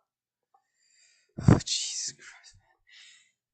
Hospital room, shared morning. Angle on Arthur, leaning forward in a chair, sitting close to his mother in her hospital bed. Hear the hum of the machines, the wheezing of the other patient in the room. He's holding onto her hand. Blue curtain pulled around them. Angle on Penny, looking back at him, holding her hand. Still somewhat out of it. After a moment, Arthur smiles to himself. Hey, Ma, what's my real name? Where did I come from? Penny looks at him confused. Arthur keeps holding her hand in his.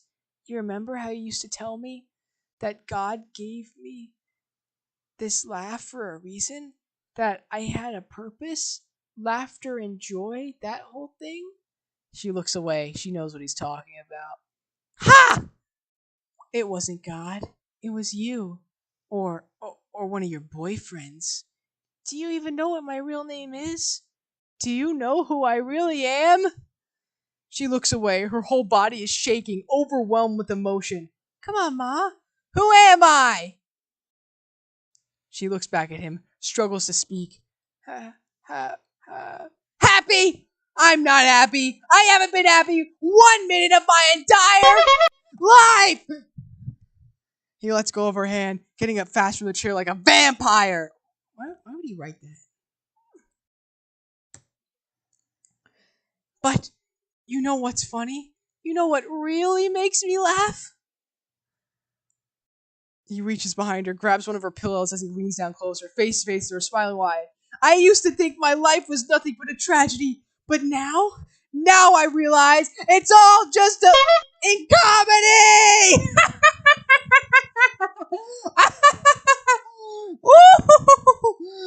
Oh, man. That's epic, man. That's epic. Interior, blue curtain, hospital room, shared, continuous. Other side of the blue divider curtain, we see Arthur's feet shifting a little. Slowly we pull out, backing out of the room, leaving behind whatever Arthur's doing to his mother on the other side of the curtain. Interior, Mom's apartment, living room night. Arthur studying a VHS tape of Murray Franklin live as he jots down notes in his worn notebook, watches a movie star guest come out. How he crosses the stage, how he sits down, if he crosses his legs or not, studying how to be at ease, how to be a person like other people. Arthur gets up. Thank you, Sam. Arthur gets up, adjusting the waist of his pants, walks across the living room like he's on the show, smiling, waving to the audience. He mimes shaking Murray's hand, mimes unbuttoning his jacket and sits down, legs uncrossed. He smiles and pulls out a worn notebook from his pocket. "Want to hear a joke, Murray?" He waits for Murray to answer, then Arthur nods and opens his notebook. "Okay, knock, knock." He waits for Murray to answer. Arthur nods okay and crosses his legs. "Okay, knock, knock." Arthur awkwardly pulls out the .38 snub-nosed revolver from the waist of his pants and puts it to his head and pulls the trigger. Click. To himself, should I cross or uncross them? Both feel completely unnatural. Arthur gets up off the couch, shoving the gun back in his pants and walks across the living room. Does it again, waves to the audience, mimes shaking Murray's hand, mimes unbuttoning his coat and sits down, legs uncrossed. "Thanks for having me on, Murray. I can't tell you how much this means to me. It's been a lifelong dream. Okay, I have a joke for you. Knock, knock." Arthur pulls the gun less awkwardly from his pants now and points it at his head. Click! Interior, Mom's apartment, bathroom. Next afternoon. Oh, God. Arthur's leaning over the bedroom sink, water running. He's wearing a rust-colored pants and a white beater t-shirt. Rock and Roll Part 1, blaring from a transistor radio. Arthur lifts his head. He's dyed his hair green like the old clown wig, but he's still missing spots. Some of his hair is still its original color, sticking out all helter-skelter. He does a quick spin to the music, gyrating his hips to the thumping beat. Interior, Mom's bedroom, apartment, afternoon. Arthur applying his mom's lipstick, outlining his large crown smile, sitting at her vanity in front of the three-way mirror, white grease paint covering his face. He glances at a mask hanging off the corner of the mirror. He's trying to copy how it looks. A copy of himself. He hears someone knocking on the front door. Arthur opens a small drawer, rummaging around looking for something. He finds old rusty scissors and pockets them. Before he closes the drawer, he notices some old photographs of his mother, sees one that makes him stop. He pulls it out. Angle on a black and white photograph of a young Penny, laughing at something or someone out of frame. She looks so young and beautiful and happy. Flipping over the photo, sees a handwritten note on the back. "Love your smile. T.W." Oh my god.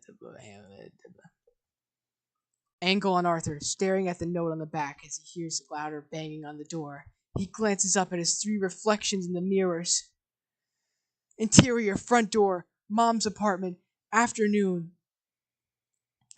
Arthur unlocks the locks, keeping the security chain latched, and cracks open the door, sees Randall, looks down, and sees Gary next to him, undoes the chain, and opens the door for them. Randall and Gary get a look at Arthur's face, his dyed green hair still wet, streaking white grease paint smeared all over his face, red lips half done. Hey, Arthur, how's it going? Oh, hey, guys, come on in. You get a new gig? No.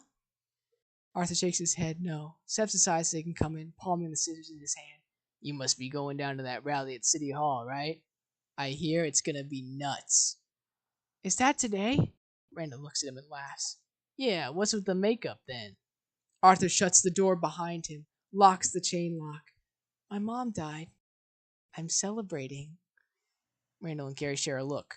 Well, that's weird. That's literally in the script. It says Randall and Gary share a look. Ellipses. That's weird. That is. Jesus. Right, we heard. That's why we came by. Figured you could use some cheering up. Arthur stares at Randall. That's sweet, but no. I feel good. I stopped taking my medication. I feel a lot better now. Okay, well, good for you. Listen, I don't know if you heard, but the cops have come in around the shop, talking all. Sorry, cops have been coming around the shop, talking to all the guys about those subway murders, and they didn't want to talk to me. You know, that's because the suspect was a regular-sized person.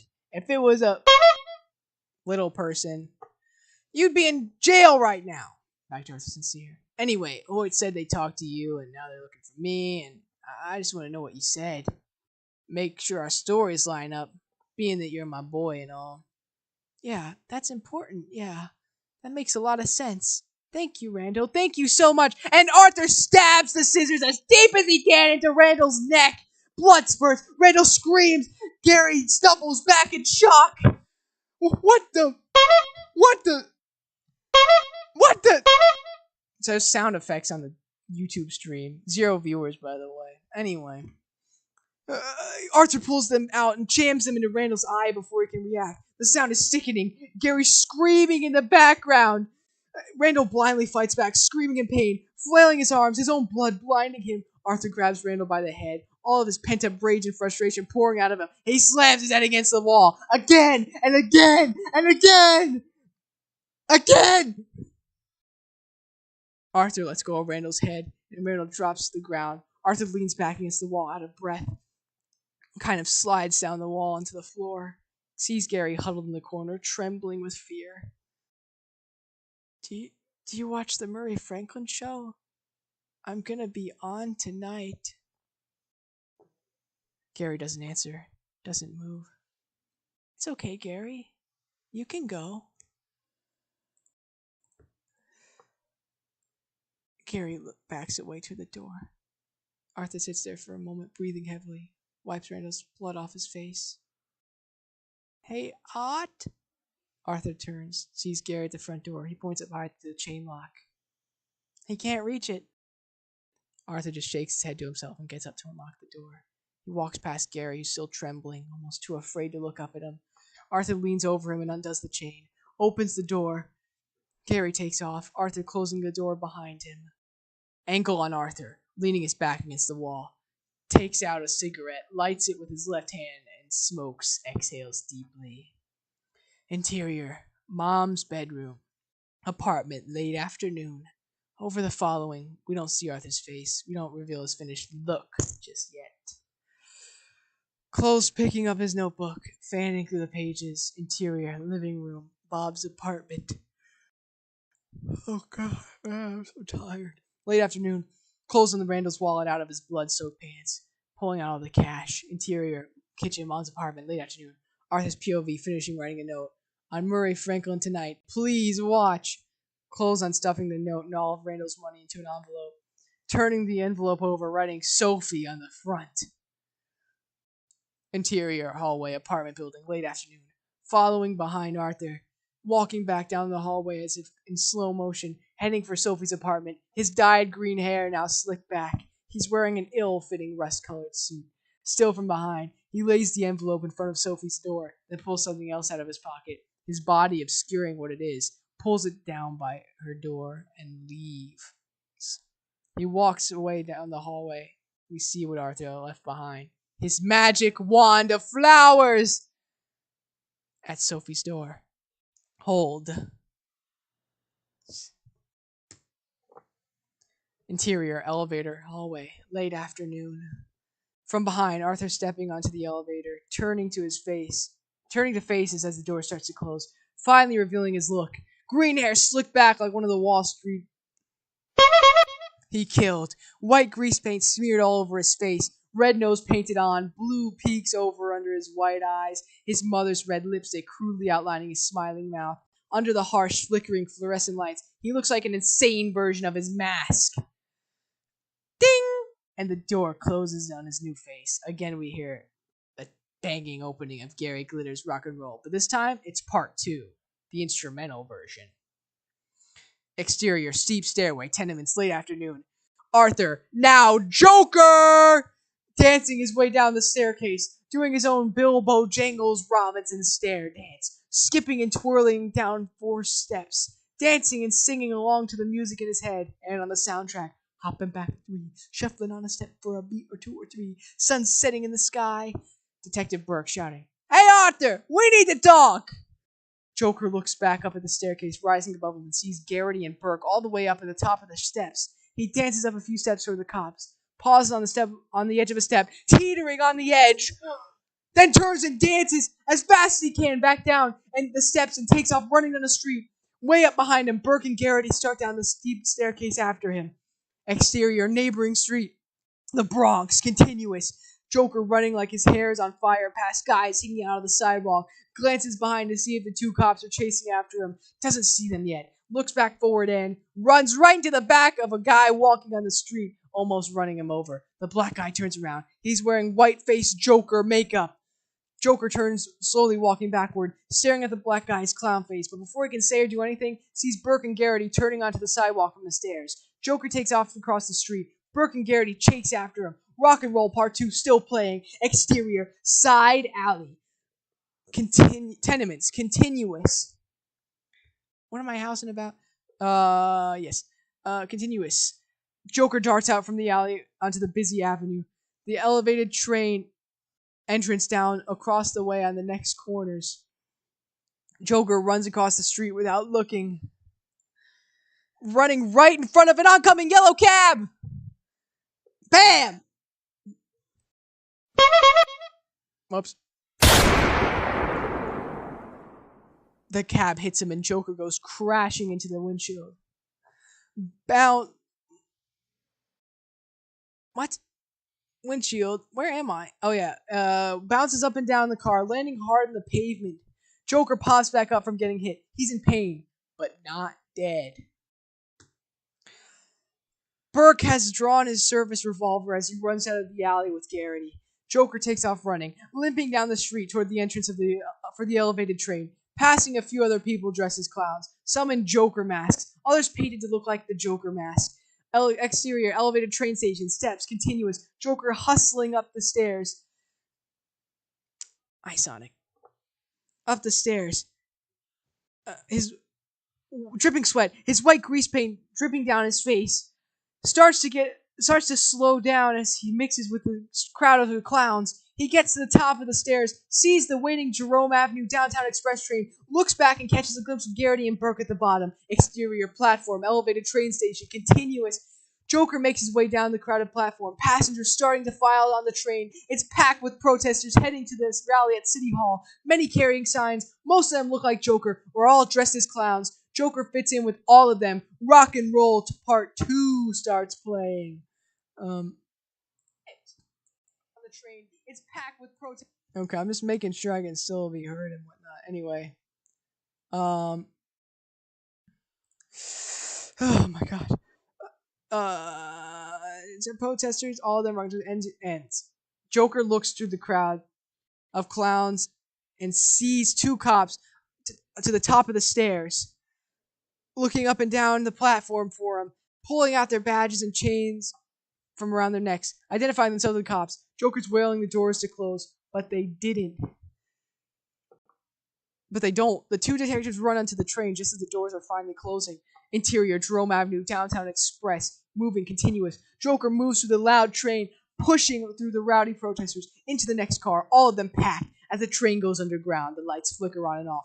Car going black for a few seconds as the train turns and dips and speeds down the tracks. Joker glances back at Burke and Garrity pulling out their badges on chains around their necks, Smith & Wesson service revolvers by their sides, shouting at the crowd, identifying themselves as cops. Joker hears some of the train shouting back in anger at the police, keeps moving, past clown-faced protesters carrying signs, resist, am I a clown? Save the city, kill a yuppie. The 2 cops push through the car, scanning all the clown faces. So many look like Joker, they just shove protesters out of the way, shouting at them all the while. A few more voices rising up in protest. Joker feels Burke and Garrity behind him getting closer. In the flickering light, he sees a drunk guy, 20s, wearing a Joker mask and pulls it right off his face. The drunken guy turns ready to fight. He throws a punch at Joker, and Joker steps out of the way. The guy pummels someone else. A fight breaks out, spilling down the car. Joker slips the clown mask over his clown face and just stands there in the middle of the chaos, at home with the mayhem all around him. Garrity and Burke spot Joker's rust-colored suit in the middle of an unruly mob. Joker pulls his gun. Detective Burke's shouting, "Everybody down! Gotham PD!" The crowd doesn't drop to the ground. They just keep fighting with each other. Burke sees Joker standing there, keeps yelling for the crowd to get down. Down! But they don't listen to him. He starts shoving protesters down, out of the way. And then the mob turns on him and Garrity, starts closing in around them. Garrity and Burke are pointing their guns at the crowd, yelling panic from the back off. Back off! One idiot reaches for Garrity's gun. And bang. Burke fires into the crowd, and as the train pulls into the station, a protester falls dead. The other clowns on the train go crazy, turning on the cops. As the subway platform doors open, the violence spills out into the platform. Catch a glimpse of Joker walking away from the chaos, taking off the mask and dropping it at his side as he heads up the stairs, disappearing into the crowd. Exterior NBC Studios, Franklin Theater, Midtown, dusk. Wide shot, excited line of ticket holders waiting to get into the Live with Murray Franklin. The poster marquee box near the door reads, "Tonight's guest, Lance Reynolds, Dr. Sally Friedman, and special guest." Interior, Studio 4B. Stage, Franklin Theater, Midtown, dusk. Wide shot, excited line of ticket holders waiting to get into Live with Murray Franklin. The poster marquee box near the door reads, "Tonight's guest." Oh yeah, I already read that part. Interior Studio B stage, Franklin Theater night. Wide shot, set for Live with Murray Franklin is dark, but we can still make out his desk. The guest couch, Ellis's drains, bandstand, huge multicolored curtain.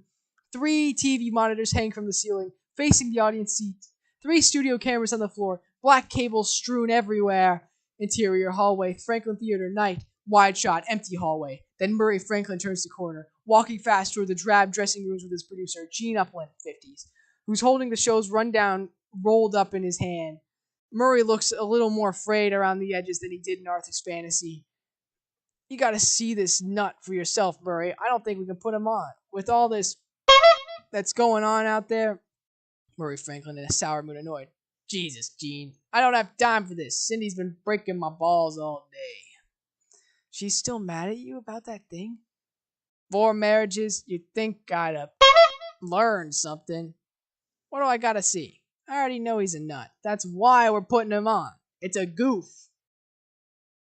A young blonde intern walks by in the opposite direction. She nervously smiles to them and keeps walking. Both men turn and check out her. Murray winks at Gene. Gene just shakes his hand and smiles. "I'm telling you, you gotta see him, Murray. I think it's too risky. The show's too big. It's worth too much to blow it on this freak." Interior dressing room, Franklin Theater, continuous. Joker sitting on a small couch in the cramped dressing room, watching the local news on a TV that's mounted up on the wall. Live shots from the subway station when Burke shot the protester. Footage of the City Hall rally. Clashes with police. He's cleaned himself up as best he could. White grease paint smeared all more evenly over his face. Green-dyed hair slicked back in place. Red lips redone. Murray and his producer Gene open the dressing room door without knocking. Joker gets up off the couch and goes to shake Murray's hand. Murray pauses when he sees Joker's face. "Murray." "It's Mr. Franklin, buddy." "Oh, shut up, Gene. Who gives a..." "Thanks, Murray. I feel like I know you. I've been watching you forever. My mother's never missed a show." Murray nods, not listening. He's heard this before. "So, what's with the face? Are you part of the protest?" "No, I don't believe in any of that.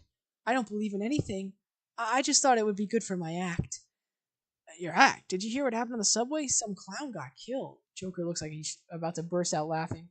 All of the news is playing out on the TV behind him. He takes a deep breath, swallows the laugh. "No, I hadn't heard." "The audience is going to go crazy if you put him on. It was okay maybe for a bit, but not a segment." Murray thinks about it for a bit. "No, I think it works. We're going to go with it." Gene rubs his temples. He doesn't like this, but Murray is the boss. "Thank you, Murray." Murray flashes his bemused smile, condescending. "Couple rules, though. No cursing, no off-color material. We do a clean show, okay? You'll be on after Dr. Sally. Someone will come get you. Good?" Joker nods, smiles back at Murray.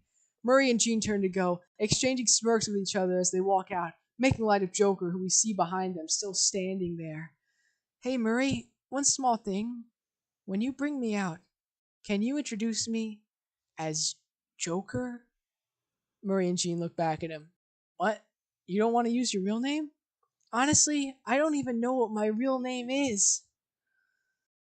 Joker smiles. The guys can't tell if he's kidding or not. Besides, that's what you called me on the show, Murray. A joker. Remember? To Jean, trying not to crack up. Did I? I had no idea. Well, if you say so, kid. Joker it is. Murray starts to laugh at Joker as he closes the dressing room door, shutting it right in his face. I will say, as much as I hate this script, the movie did a good job cutting down some of the superfluous dialogue.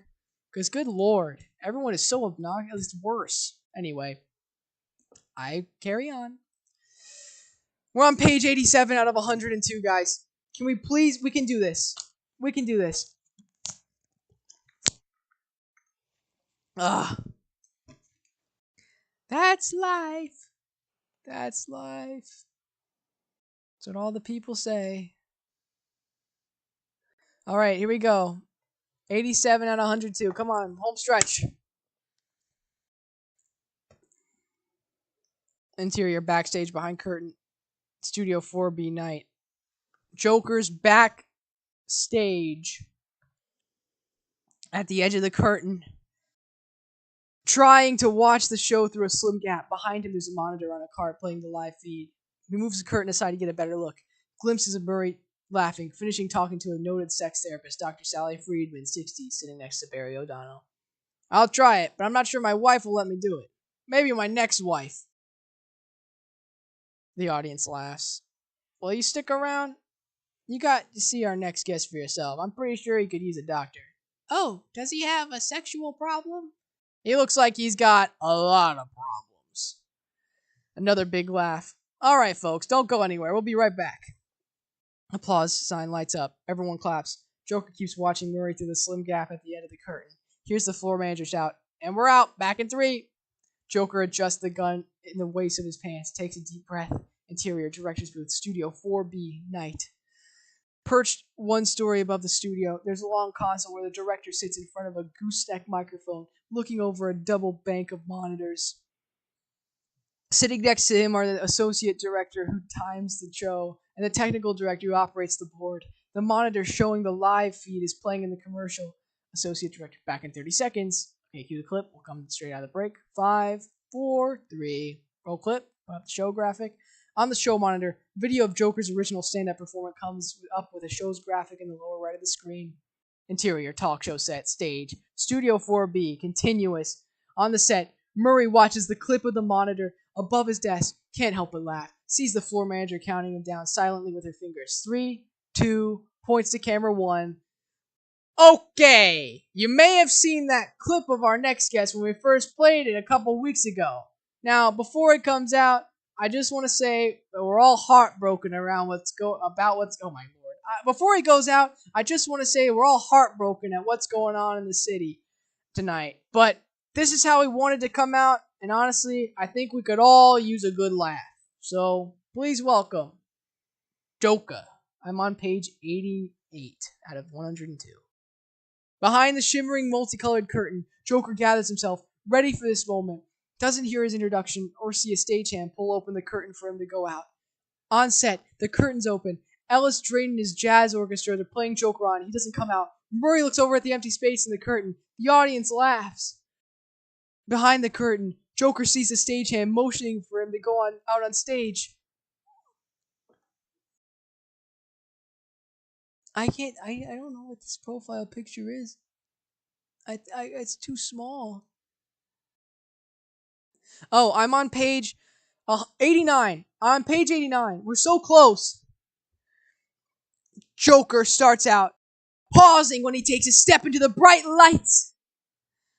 The stagehand doesn't see him stop and drops the curtain back on Joker before the audience can really see his face, tangling Joker up in the curtain. The audience keeps laughing, thinking it's part of his act. The band keeps playing him on. Joker untangles himself from the curtain, and the audience gets a good look at him. Some continue laughing. A few boo. Most don't know what to make of him. Joker walks across the stage, forgetting to wave like he practiced. He trips over the riser surrounding the set when he goes to shake Murray's hand. Almost falls on him. Murray tries not to crack up. The audience laughs. Thinks it's part of Joker's act. Joker reaches out to hug Dr. Sally, and she goes in for a handshake. Another awkward moment. More laughs. Barry O'Donnell stands there with his hands up as if to say, what about me? Joker ignores him and just sits down next to Murray, crosses and uncrosses his legs. He can't get comfortable. Murray shakes his hand. It's forever a clock for me. So thanks for coming on the show. But I gotta tell you, with what happened at City Hall today, I'm sure many of our viewers here, you at home, might find this look of yours in poor taste. Joker's not listening to Murray. He's mesmerized by all the lights shining on him, all the eyes on him. He doesn't want to answer Murray. Nervous laughter from the audience. So, can you tell us why you're dressed like this? A lot of protesters that go on with this look, right? The city seems to be full of clowns these days. Long, uncomfortable beat. Joker glances at the studio audience, awkward. Yeah. Isn't it great? Interior director's booth, Studio 4B. Continuous. Dead silence in the booth. Everyone's just staring at the monitors. Technical director. This guy's got nothing. It's a producer talk button into the mic. Gene, what the? You want to kill this? Interior. Talk show set. Stage. Continuous. Murray glances at his producer, Gene Ufflin, who's sitting off camera at the director's chair by a monitor. Gene shrugs at him. So when we talked earlier, you mentioned you aren't political. That this look isn't a political statement.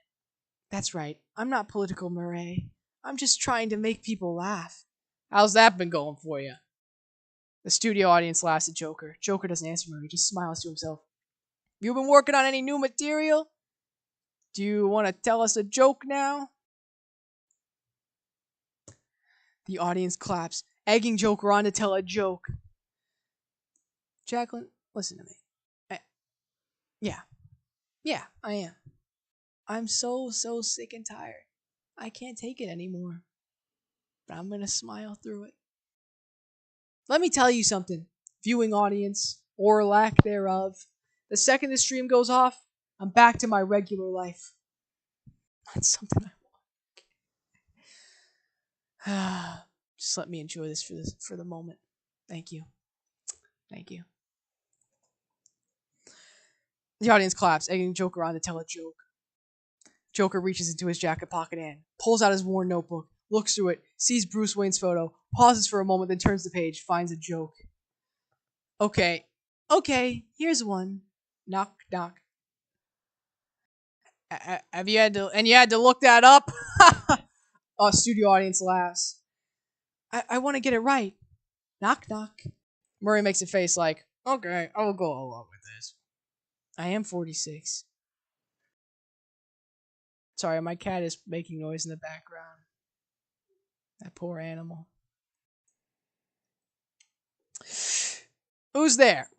Joker looks up from his notebook, sees the audience looking back at him, waiting for the punchline, decides to finish the joke. It's the police, ma'am. Your son's been hit by a drunk driver. He's dead! A few in the audience groan, a couple even laugh. The late strain plays a womp womp womp womp on his trumpet from the bandstand. Barry O'Donnell clears his throat. No, you cannot joke about that. Murray Franklin shakes his head. Yeah, that's not funny. That's not the kind of humor we do on this show. Murray glances up at Gene in the wings. He gives him the wrap it up sign. Sorry, it's been a rough few weeks, Murray. Ever since I killed those 3 Wall Street guys. Studio audience can't tell if he's joking or not. Murray can't either. Okay, I'm waiting for the punchline. There is no punchline. It's not a joke. Interior director's booth, Studio 4B, continuous director says the monitor. Did he just confess to killing the Wall Street 3? Technical director horrified. Yeah, I think he did. Associate director. He definitely did. Director, Jesus Christ. Camera 3, getting close. Angle on monitor. Camera 3 slowly zooming in close on Joker's face. The stage. Interior talk show set. Stage continuous. Gene Ufflin motions for Murray to kill the interview. Murray shakes his head to himself. This is the big get. It could be great television. You're serious, aren't you? You're telling us you killed those 3 young men on the subway. Why should we believe you? I got nothing left to lose, Murray. Nothing can hurt me anymore. This is my fate. My life is nothing but a comedy. Interior, Sophie's apartment living room, continuous. Sophie's sitting on her couch watching this interview play out on TV. Gigi's asleep next to her. The open sign envelope and the money are lying on the coffee table. No sign of flowers anywhere. let me get this straight. You think killing those guys is funny? Comedy is subjective. Isn't that what they say? All of you, the system that knows so much. You decide what's right or wrong, what's real or what's made up, the same way you decide what's funny or not. Sophie edges forward on the couch, can almost see a hint of agreement on her face. Interior, talk show set, stage, Studio 4B continuous. Back on set, we can tell by the way Murray is now interviewing Joker, talking to him slower, more thoughtfully, that he thinks he's going to get him an Emmy. Maybe even a Peabody. Okay, I think I understand. You did it to start a movement, to become a symbol. Come on, Murray. Do I look like the kind of clown who could start a movement? I killed those guys because they were awful. Everybody's awful these days. It's enough to make anyone crazy. So that's it, huh? You're crazy. That's just your defense for killing 3 young men because they were mean to you? No, they couldn't carry a tune to save their lives. Some audience groans from the audience. Why is everyone so upset about these guys? Because Thomas Wayne went and cried about them on TV? You have a problem with Thomas Wayne too? Yeah, I do. Everything comes so easy for him. And what's wrong with that? Have you seen what it's like out there, Murray? Do you ever actually leave the studio? Everybody just yells and screams at each other. Nobody's civil anymore. Nobody thinks what it's like to be the other guy. You men like Thomas Wayne ever think what it's like to be a guy like me? To be anybody but themselves? They don't. They think we'll all just sit there and take it like good little boys. That we won't go wild. Well, this is for all of you out there. Joker howls at the moon. It's weird. I'm glad they took that out of the movie. So much self-pity, Arthur. You sound like you're making excuses for killing 3 young men. Not everybody's awful, I can tell you that. You're awful, Murray. There's no more laughter. The audience is watching this exchange with full attention. Me? How am I awful? Playing my video? Inviting me on the show? You just wanted to make fun of me. You're just like the rest of them, Murray. Everything comes too easy for you. You don't know the first thing about me, pal. Look what happened because of what you did. Look what it led to. There are riots out there. 2 policemen in critical condition. Someone was killed today. How about another joke, Murray? No, I think we've had enough of your jokes. What do you get when you cross a mentally ill loner with a society that hates him and treats him like trash? I'll tell you what you get. You get what you deserve! Bang, bang, bang, bang, bang, bang, bang, bang, bang, bang, bang, bang. Gunshot, gunshot, gunshot, gunshot. Ah! Woo! Woo! Woo! Yes! Woo! Woo! Woo! Hey Wilson, how's it going? Oh, that's epic. That's epic, man. That's epic. Oh, my good lord.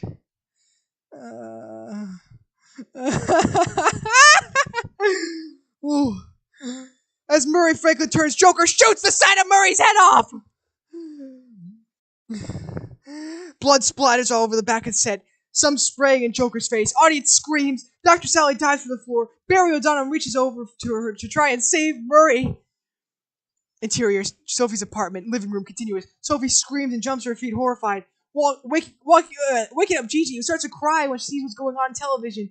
Angle on television. Joker gets up and walks right into the camera. Blood sprayed all over his white painted face. Hear the studio audience still screaming. Bedlam all around him.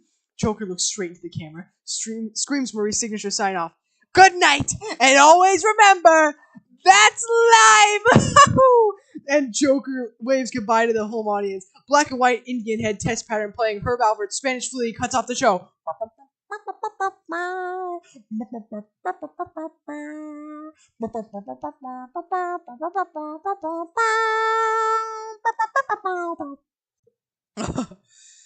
Please stand by. Cut to Indian head test pattern middle bottom of the screen. News bulletin split into the right bottom half. Rest of the frame black. A solemn WC anchorman 50 sits behind the news desk. We still hear Spanish Flea playing. Good evening. Breaking news. Popular TV shows. Murray Franklin was shot dead tonight in live telecast of his program by one of his guests. The screen splits again.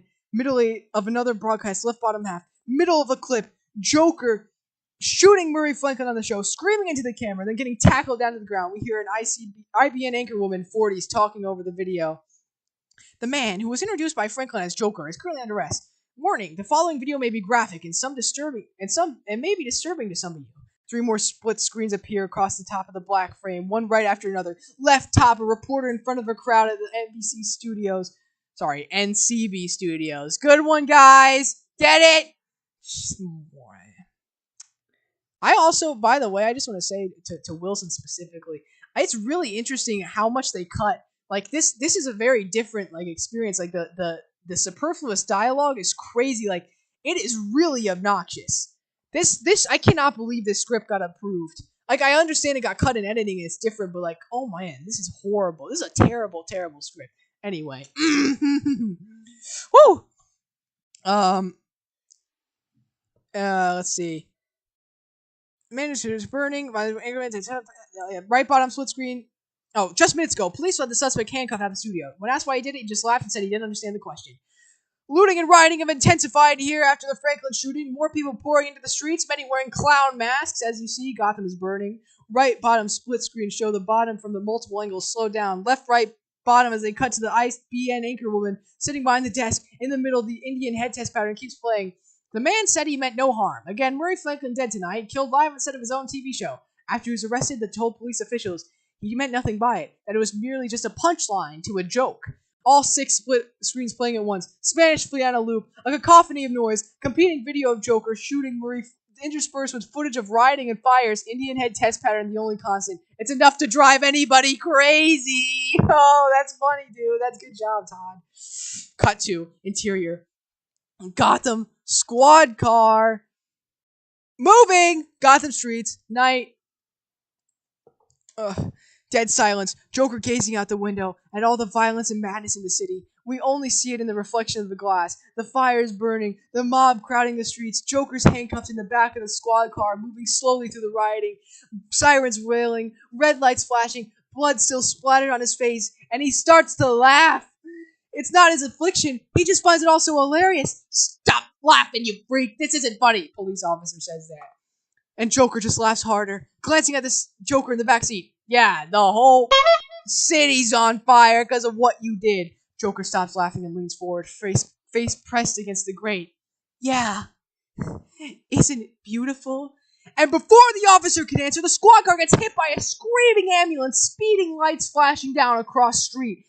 Violently crashing into Joker's side. Joker flying like a ragdoll, crashing against the opposite door, glass spraying, both cops banging against the dashboard and doors, bones breaking, screaming in pain and terror. The squad car gets pushed onto oncoming traffic. A yellow cab headed straight for it, swerves right to avoid, clipping the front end of the squad car and flipping onto its side. A squad car comes to a stop in the middle of all the chaos. Ambulance lights still flashing. Fires burning. Nobody inside the wreckage moves. Glass and twisted metal everywhere. Through the broken window looks like 2 men in clown masks getting out of the ambulance. Ankle on Joker. Head slumped to the side. Face and mouth cut up bleeding. Blood smearing his dyed green hair. He looks dead. We hear the soft, familiar opening of Ferrante and Teacher's piano version of Sending the Clowns. Suddenly, hands reach in the back of the squad car. Hands grabbing Joker's body, pulling him out.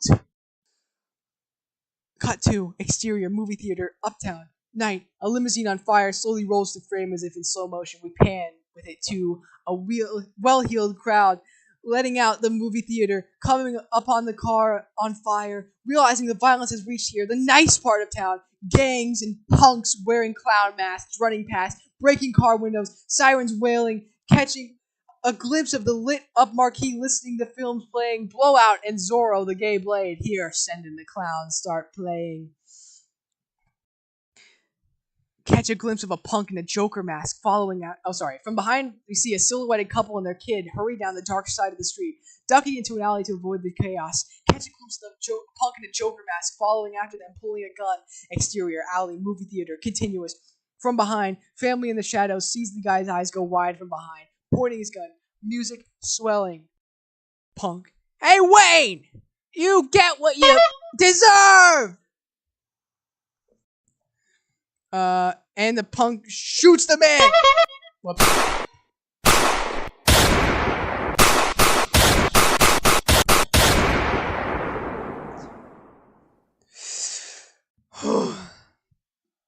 And the punk shoots the man, reaches out and grabs something off the woman's neck before he shoots her as well. Both fall to the ground dead, revealing their young son standing behind them, close on the 8-year-old Bruce Wayne. Closing his eyes as blood sprays across his face. He opens his eyes and looks up, scared at the man in the Joker mask who killed his parents, Thomas and Martha Wayne. Cut back to exterior squad car crashed street night. From above, Joker laid out on the hood, arms spread, his hands uncuffed. A crowd is starting to form around the wreckage, checking out his broken body. Angle on Joker, a crooked smile plastered on his face, laughing, coughing up blood. The crowd steps back in surprise. Joker stumbles to his feet, standing up on the hood of the car. Looks out at the city burning all around him. The crowd at his feet, stunned that he's alive. And over it all, Joker hears a studio audience applauding. He raises his hands above his head, does a little dance move, and the crowd goes crazy. Close in on Joker. Close in on Joker. Tears in his eyes from all the pain and suffering.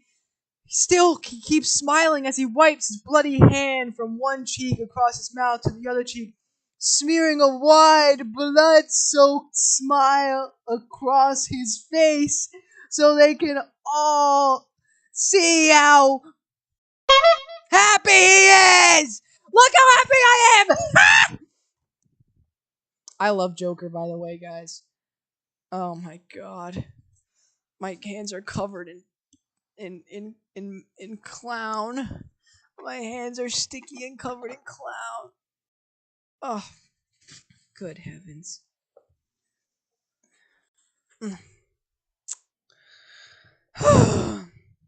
He is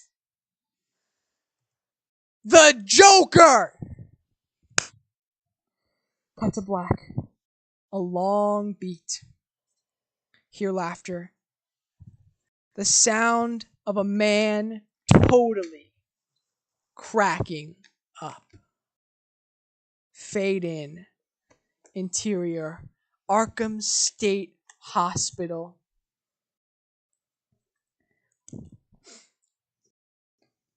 Interview room. Morning.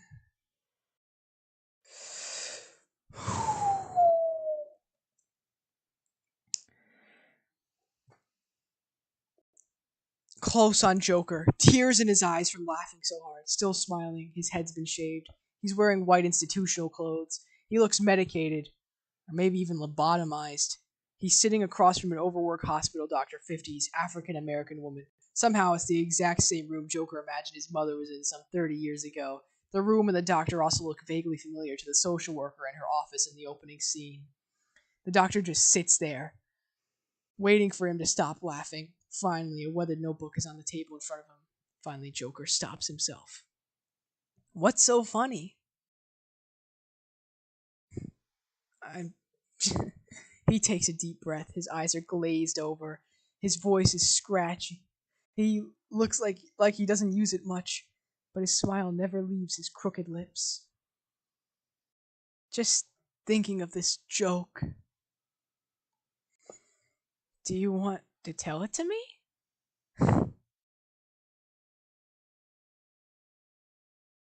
You wouldn't get it. Doctor writes down something in her notes. How are you feeling? Good. Everything's good now. Have you been keeping up with your journal? Joker slowly nods. Great. Have you been writing about what happened? About your episode? How I remember it. May I see? Joker slides his journal across to her. She picks it up and flips through the pages. Angle on journal. Blank page after blank pages. Nothing is out of it. Doctor looks up at him confused. Beat. Angle on Joker. Smile creeping wider across his face. We hear the groovy organ opening of Frank Sinatra's anthem. That's life. Beat. Interior. Hallway. Arkham State Hospital.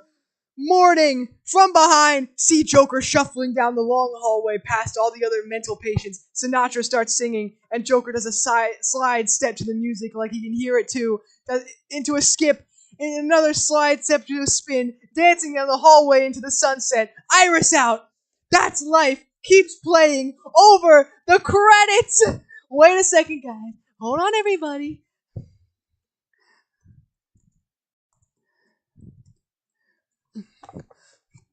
Oh, yeah, here we go. Here we go. Here we go.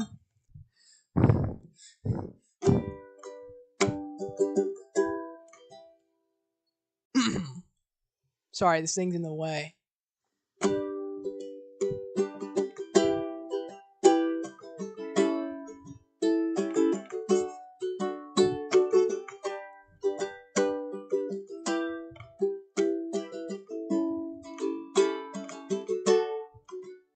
That's Life. That's life. Oh, wait, I don't even know. That's Life. That's Life. It's what all the people say. You're riding high in April, shot down in May. But I know I'm gonna change that tune when I'm back on top. Back on top. Wait, hold on. Let me start that over. That's what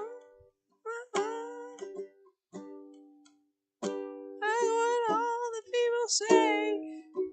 You're riding high in April, shot down in May. But you know I'm gonna change that tune when I'm back on top. Back on top in June. That's Life. That's Life. What is it? Wait, I don't even know how this goes at all.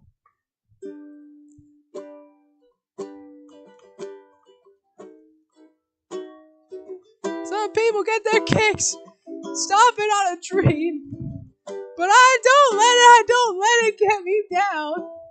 I don't know how this goes on the ukulele. That's Life. That's what all the people say. You're riding high in April, shot down in May. But you know I'm gonna change that tune when I'm back on top. Back on top in June. Anyway, imagine I do the rest of the song. That's Life. I can't deny it. Many times I thought cutting out, but my heart won't buy it. Nothing shaking come here July. I'm gonna roll myself up in a big ball and die.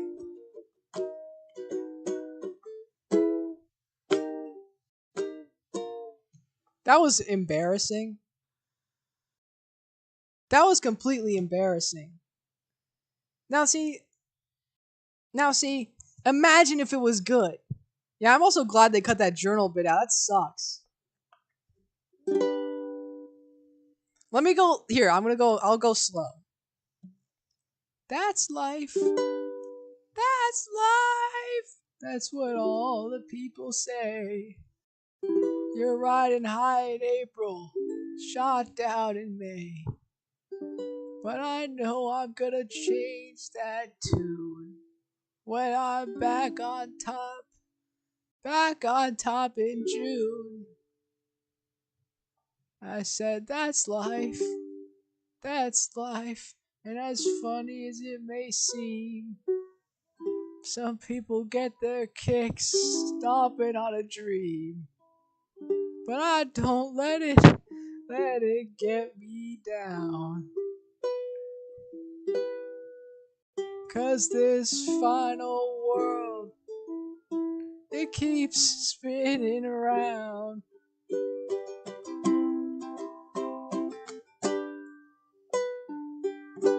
I've been a puppet, a pauper, a pirate, a poet, a pawn and a king. I've been up and down and over and out, and I know one thing. Each time I find myself flat on my face, I just pick myself up and get back in the race. That's Life. That's Life.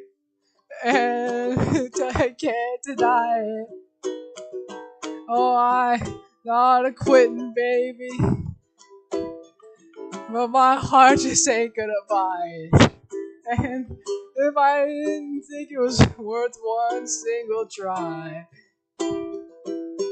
I jump right on Big Bird, then I fly. I've been a puppet, a pauper, a pirate, a poet, a pawn, and a king. I've been up and down and over and out, and I know one thing. Each time I find myself flat on my face, I pick myself up and get back in the race. Key change, that's life. Wait, what? Oh god, that's life. That's life. That's life. I can't deny. Wait, what? Hold on. That's life. What? That's right. That's life. That's life. That's life. And I can't deny it. Many times I thought of cutting out, but my heart wouldn't buy it. Oh, but if there's nothing shaking come this here July, I couldn't do the key change. I'm gonna roll myself up in a big ball and die.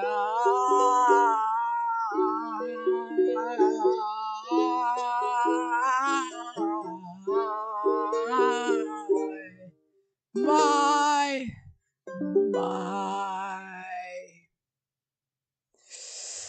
Whew! Alright, everyone. That was a complete nightmare. Um.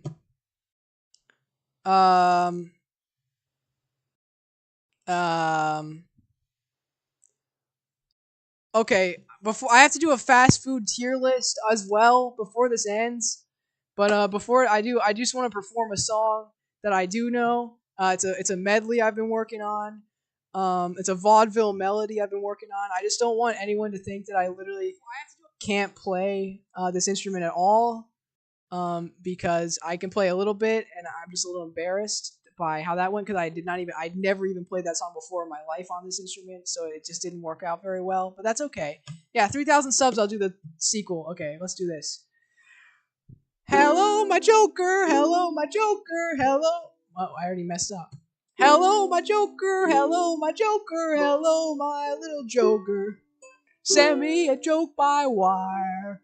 Joker, my heart's on fire. If you refuse me, Joker, you lose me, then you'll be left alone. Oh, Joker, telephone and tell me I'm your own.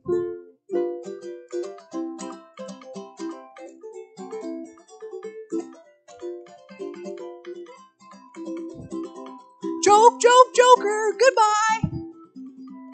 Joke, joke, Joker, don't cry. That choo-choo train that takes me away from you. No words can say how sad it makes me. Makes me Joker, and then do it all over again. Watch for the mail. I'll never fail. If you don't get a Joker, then you know I'm in jail. Joke, joke, Joker, don't cry. Joke, joke, Joker, goodbye. 5'2" and eyes are blue, and my what those 5 foot can do. Has anybody seen my Joker? Turned up nose, turned down hose, never had no other blows. Has anybody seen my Joker? If you run into a 5'2" covered in jokes, diamond rings, and all those things, don't something about. Someone just in the TikTok chat said, "Isn't this embarrassing for you, buddy? We've passed that bridge along. We've crossed that bridge and burnt it as well." Could you walk it? Could you coo it? Could he tell a goofy joke? Has anybody seen my Joker? Could you walk it? Could you coo it? Could you tell a goofy joke? Has anybody seen my Joker? Oh, wait, let me try one time. Has anybody? What? Anybody seen my? Anybody seen my? What am I doing? Anybody seen my? Anybody seen my? Anybody seen my Joker?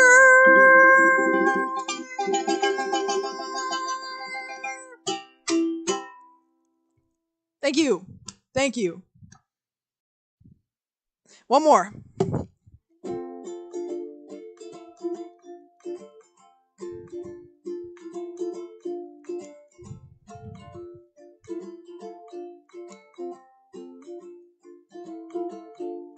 Though the jokes are long. Joker. I don't know that part. Joke. Wait. Though the joke. Though the jokes are long.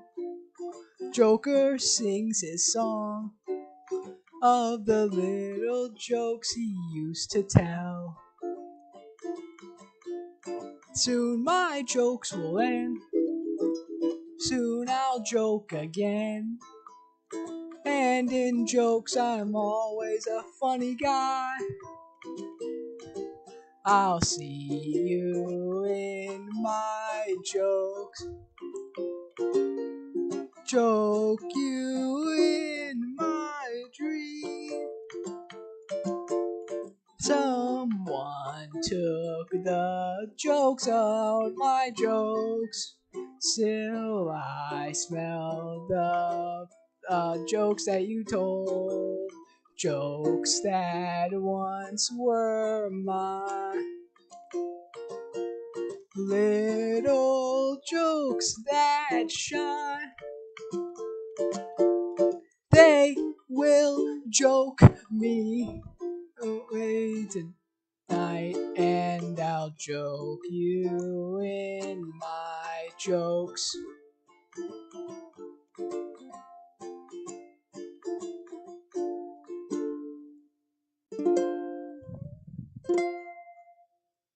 Okay, I should have rehearsed. I definitely should have rehearsed. But that was fun. Alright, now I have to do the fast food tier list. And then I can finally end this horrible nightmare. God. Ugh. Alright, hold on a second. This might take some, let me... Jacqueline, if you okay. Do what you must. Alright, let me pull up here. Fast food tier list. Oh my god, my everything around me is a huge mess. This is a horrible mistake. Fast food tier list template. Here, best fast food. There we go. Okay, hold on. Let me, I'm adding...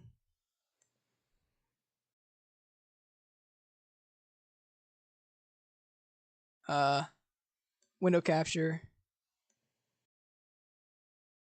Yeah, here we go. Alright.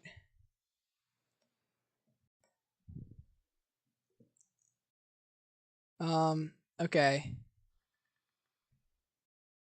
I guess I'll make myself smaller.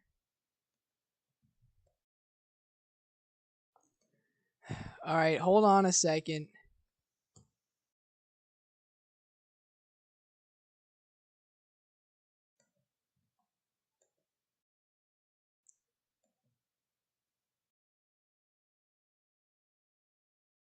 Stop making fun of me for being 46 with no kids. Plenty of people are 46 and got no kids. Okay? I happen to be one of them. I'm trying to finagle this in real time. Okay, here we go. How does this look? Good lord, there are ads everywhere. I can't see a thing.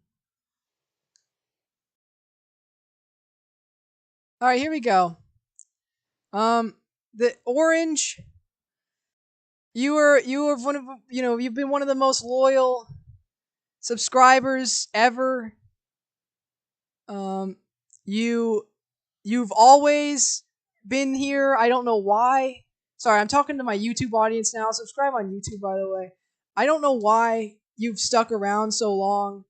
I don't really know what any of it means, and I hope you haven't formed some sort of parasocial relationship with me, because I'll just tell you right now that I'm kind of I'm a non-starter. So let's just get into it. A&W, All American Food, never had it. Arby's, F. Baja Fresh, never had it. Blimpie, never had it. Bojangles, I'm giving a B. B for Bojangle. Burger King, B for Burger King. I actually like their chicken sandwich. I like that. The long one, only the long one though. You know what I mean? Boston Market, never had it. Cane's, oh dude, Cane's the best. Cane's is the best, dude. Come on. Wait, give me. Oh my god, I loved Cane's. I love Cane's chicken. It's not letting me like. There you go. I love Cane's. Ooh, I love Raising Cane's. Oh, hip hip hooray! I love Raising Cane's. Let me like minimize this. There we go. Carl's Jr. F. Checkers, never had it. Chick-fil-A, I'm gonna give a C. It's okay. Chick-fil-A's okay.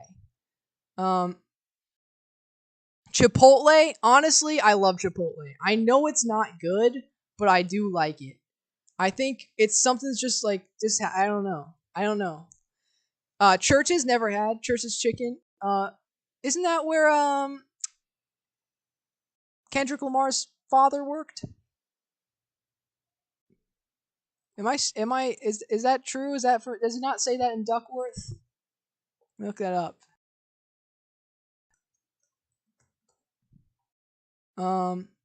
Let's take a look here.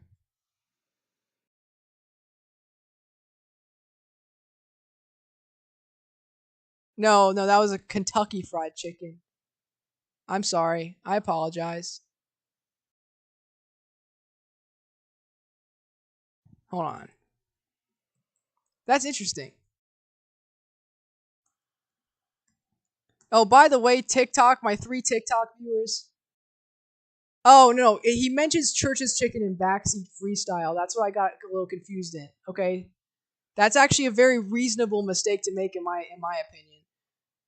So I'm trying to move this so you can see more of like the here. This is good. Anyway, sorry, continuing.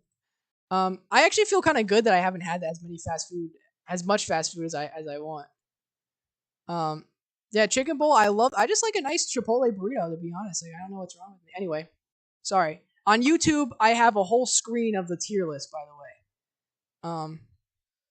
So I just letting the TikTok 3 viewers know. Okay, Cookout. I had their hot dogs once. I'll give it a D, because at the end of the day, like, it's not remarkable. Granted, it's not remarkable, but you know how it is. Culver's. I did have Culver's once. I think it's very good. I just think like the buttery kind of thing, it starts to kind of overpower for me. And also, this is actually very important. I'm not a big cheese guy. I don't like eating cheese. So, that's something to kind of you have to think about, because like I I know that Culver's the whole draw of Culver's is like, oh, the cheese, it's cheesy, and like the cheese curds and everything and whatever. The cheese nuggets, I don't know, the things the side that you get, but I don't eat those because I don't like cheese. So that's something you have to keep in mind. Del Taco, never had it. Never had Del Taco. Denny's. Denny's is D for Denny's. Domino's is D for Domino's. And both of those are also D tier, just for the record. I'm not just doing this. Dairy Queen, you know what? I'm going to give it a C.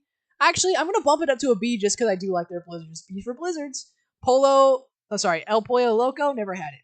Firehouse Subs, I'm not going to... You know what? Controversial. I love Firehouse Subs. I think it's very good. Call me crazy. Call me insane. I really do enjoy a delicious Firehouse Sub. I don't know. Is there something wrong with me?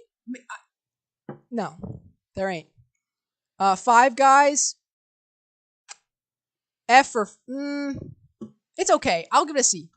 IHOP. I gotta give it a D. I gotta give IHOP a D. What Firehouse Subs do to you, Sam? In-N-Out? I mean, come on. I'll give it a B for sure. I love In-N-Out. Beef burger. Jack in the Box, never had it. Jersey Mike's, um, F. Jimmy John's is D. Jollibee's, never had it. I'd love to have it. KFC, C for KFC. Little Caesars. I can't remember the last time I've had Little Caesars, to be honest. Like, I don't know. I'll put a C for Caesar. Long John Silver's. You know what's crazy? I've never actually had it, but I do love seafood. Obviously, I know that Long John Silver's is to seafood what bad seafood is to good seafood. You know what I mean? But like, good lord, this makeup's getting everywhere. I'm making a huge mess. Anyway, that's interesting. You want Domino's to get a little higher? I'll give it a C for Domino's. Because you know what? I do like their sauces, and I get like a personal pizza, and it's actually pretty good. It just always makes my stomach hurt. Okay, most controversial. I love McDonald's. Like, I know it's hey, there's a strike going on. Okay, I aware and acknowledge that, but like, dude, you're true. See, now that's a good point. Yeah, I'll put Little Caesars in D. I'll put it in F. I don't care. Moe's, never had it. Noodles and Company? That's definitely a solid B for me. I like Noodles and Company a lot. Panda Express, nostalgia. That's a plus. Panera Bread, big fan of Panera Bread. Papa John's, that's also a nostalgia thing. Bumps it up to a B. PDQ never had. Penn Station never had. Pizza Hut, I'll put it in C for old time's sake. Popeyes, honestly not a big fan of Popeyes. Portillo, oh man, come on, you gotta get Portillo's up there. Portillo's is the number one right there. Come on, let's be honest. And Portillo's, oh man, Portillo's is, come on, everyone loves a good Portillo's. I mean, let's be honest. I mean, okay, come on, like Potbelly, that's a B. That's a solid B. Qdoba, never had. Quiznos, F. Roy Rogers, never had. Sparrow, never had. I haven't. Shake Shack is a D. Sheets is a D. Skyline, never had. Sonic, D. No, F. No, you know what? Shake. No, actually, this is fine. Steak and Shake, I've never actually had. Subway. There was a time in my life where I was living off of Subway, and I would get a flatbread with turkey, the chipotle sauce, the vinegar and oil, and lettuce, tomato, all that stuff. And to be honest, it was quite divine. So I'm putting that in a C because I know it's not really good, but like that's something that like I don't know. Never had Swenson's. Taco Bell. This is the craziest one. I've never had Taco Bell. I don't know how it happened, but I've never ever had Taco Bell before. Never in my life. There have been times where I was close, but never before have I actually had it. Taco Cabana, never had. Torchy's, never had. Waffle House, I don't remember. I really cannot tell you when the last time I went to a Waffle House was. I'm gonna put in never had to be safe. Wawa, never had. Wendy's, that's a B. That's a B. Whataburger, never had. White Castle, F. Come on, man. I don't know. Wiener Schnitzel, never had. Wings, never had. Dude, Wingstop, come on. Zaxby's, that's a D. Okay. There you go, Orange. This is my official fast food tier list. I hope that oh good lord. I hope that this is good. I hope that this is worth the wait. I mean it's been a long and extremely difficult journey to get here. What else does White Castle sell besides the slider burgers? Anyway, yeah, this has been a horrible nightmare. It's been a long, long, terrible nightmare. Um, I, I mean, look at this. It all just led to nothing. I guess I have one more song, but I need to think of it. Any requests?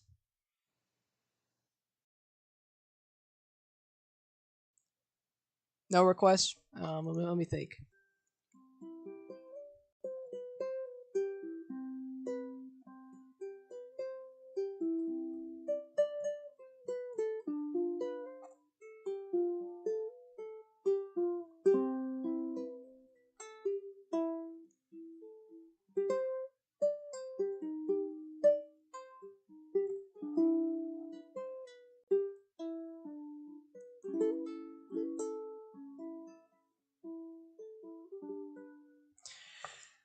It's over, isn't it? Okay, I think I want to do my way. I think it's a good point. Let's do it. This is it, everyone. This is it. And now.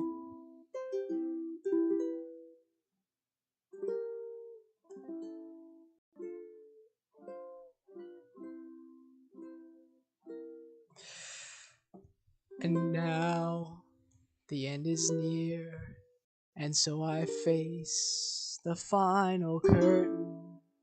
My friend, I'll say it clear, I'll state my case, of which I'm uh-oh, I got an ads. Certain.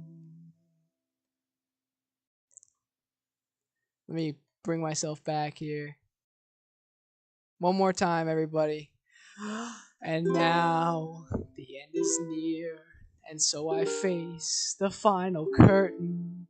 My friend, I'll say it clear, I'll state my case, of which I'm certain. I've lived a life that's full, I've traveled each and every highway, but more, much more than this, I did it my way. Yeah, oh dear. Regrets, I've had a few, but then again, too few to mention. I did what I had to do, and I saw it through without exemption. I planned each chartered course, each careful step along the byway, but more, much more than this, I did it my way. Yes, there were times, I'm sure you knew, when I bit off more than I could chew. But through it all, when there was doubt, I ate 'em up and I spit it out. Faced it all, and I stood tall. I did it my way. I've loved, I've laughed and cried, I've had my fill, my share of losing, and now, as tears subside, I find it all so amusing to think I did all that, and I may say, not in a shy way. Oh no, no, not me. I did it my way. This is the most impactful verse, everybody. Let's all believe in ourselves. Ready? For what is a man? What has he got? If not himself, then he has not to say the things he truly feels, and not the words of one who kneels. When the record shows I took the blows, I did it my way.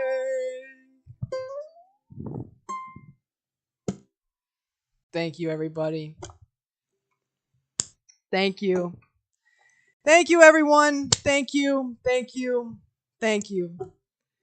We've learned so little in such a long amount of time. And things are just going to get worse from here. Tune in. If you're not subscribed, at Cole Rudy on YouTube, give it a subscribe. If you're not subscribed and you're watching one of my two concurrent viewers on YouTube, then that's strange. Thank you, everyone. Thank you. And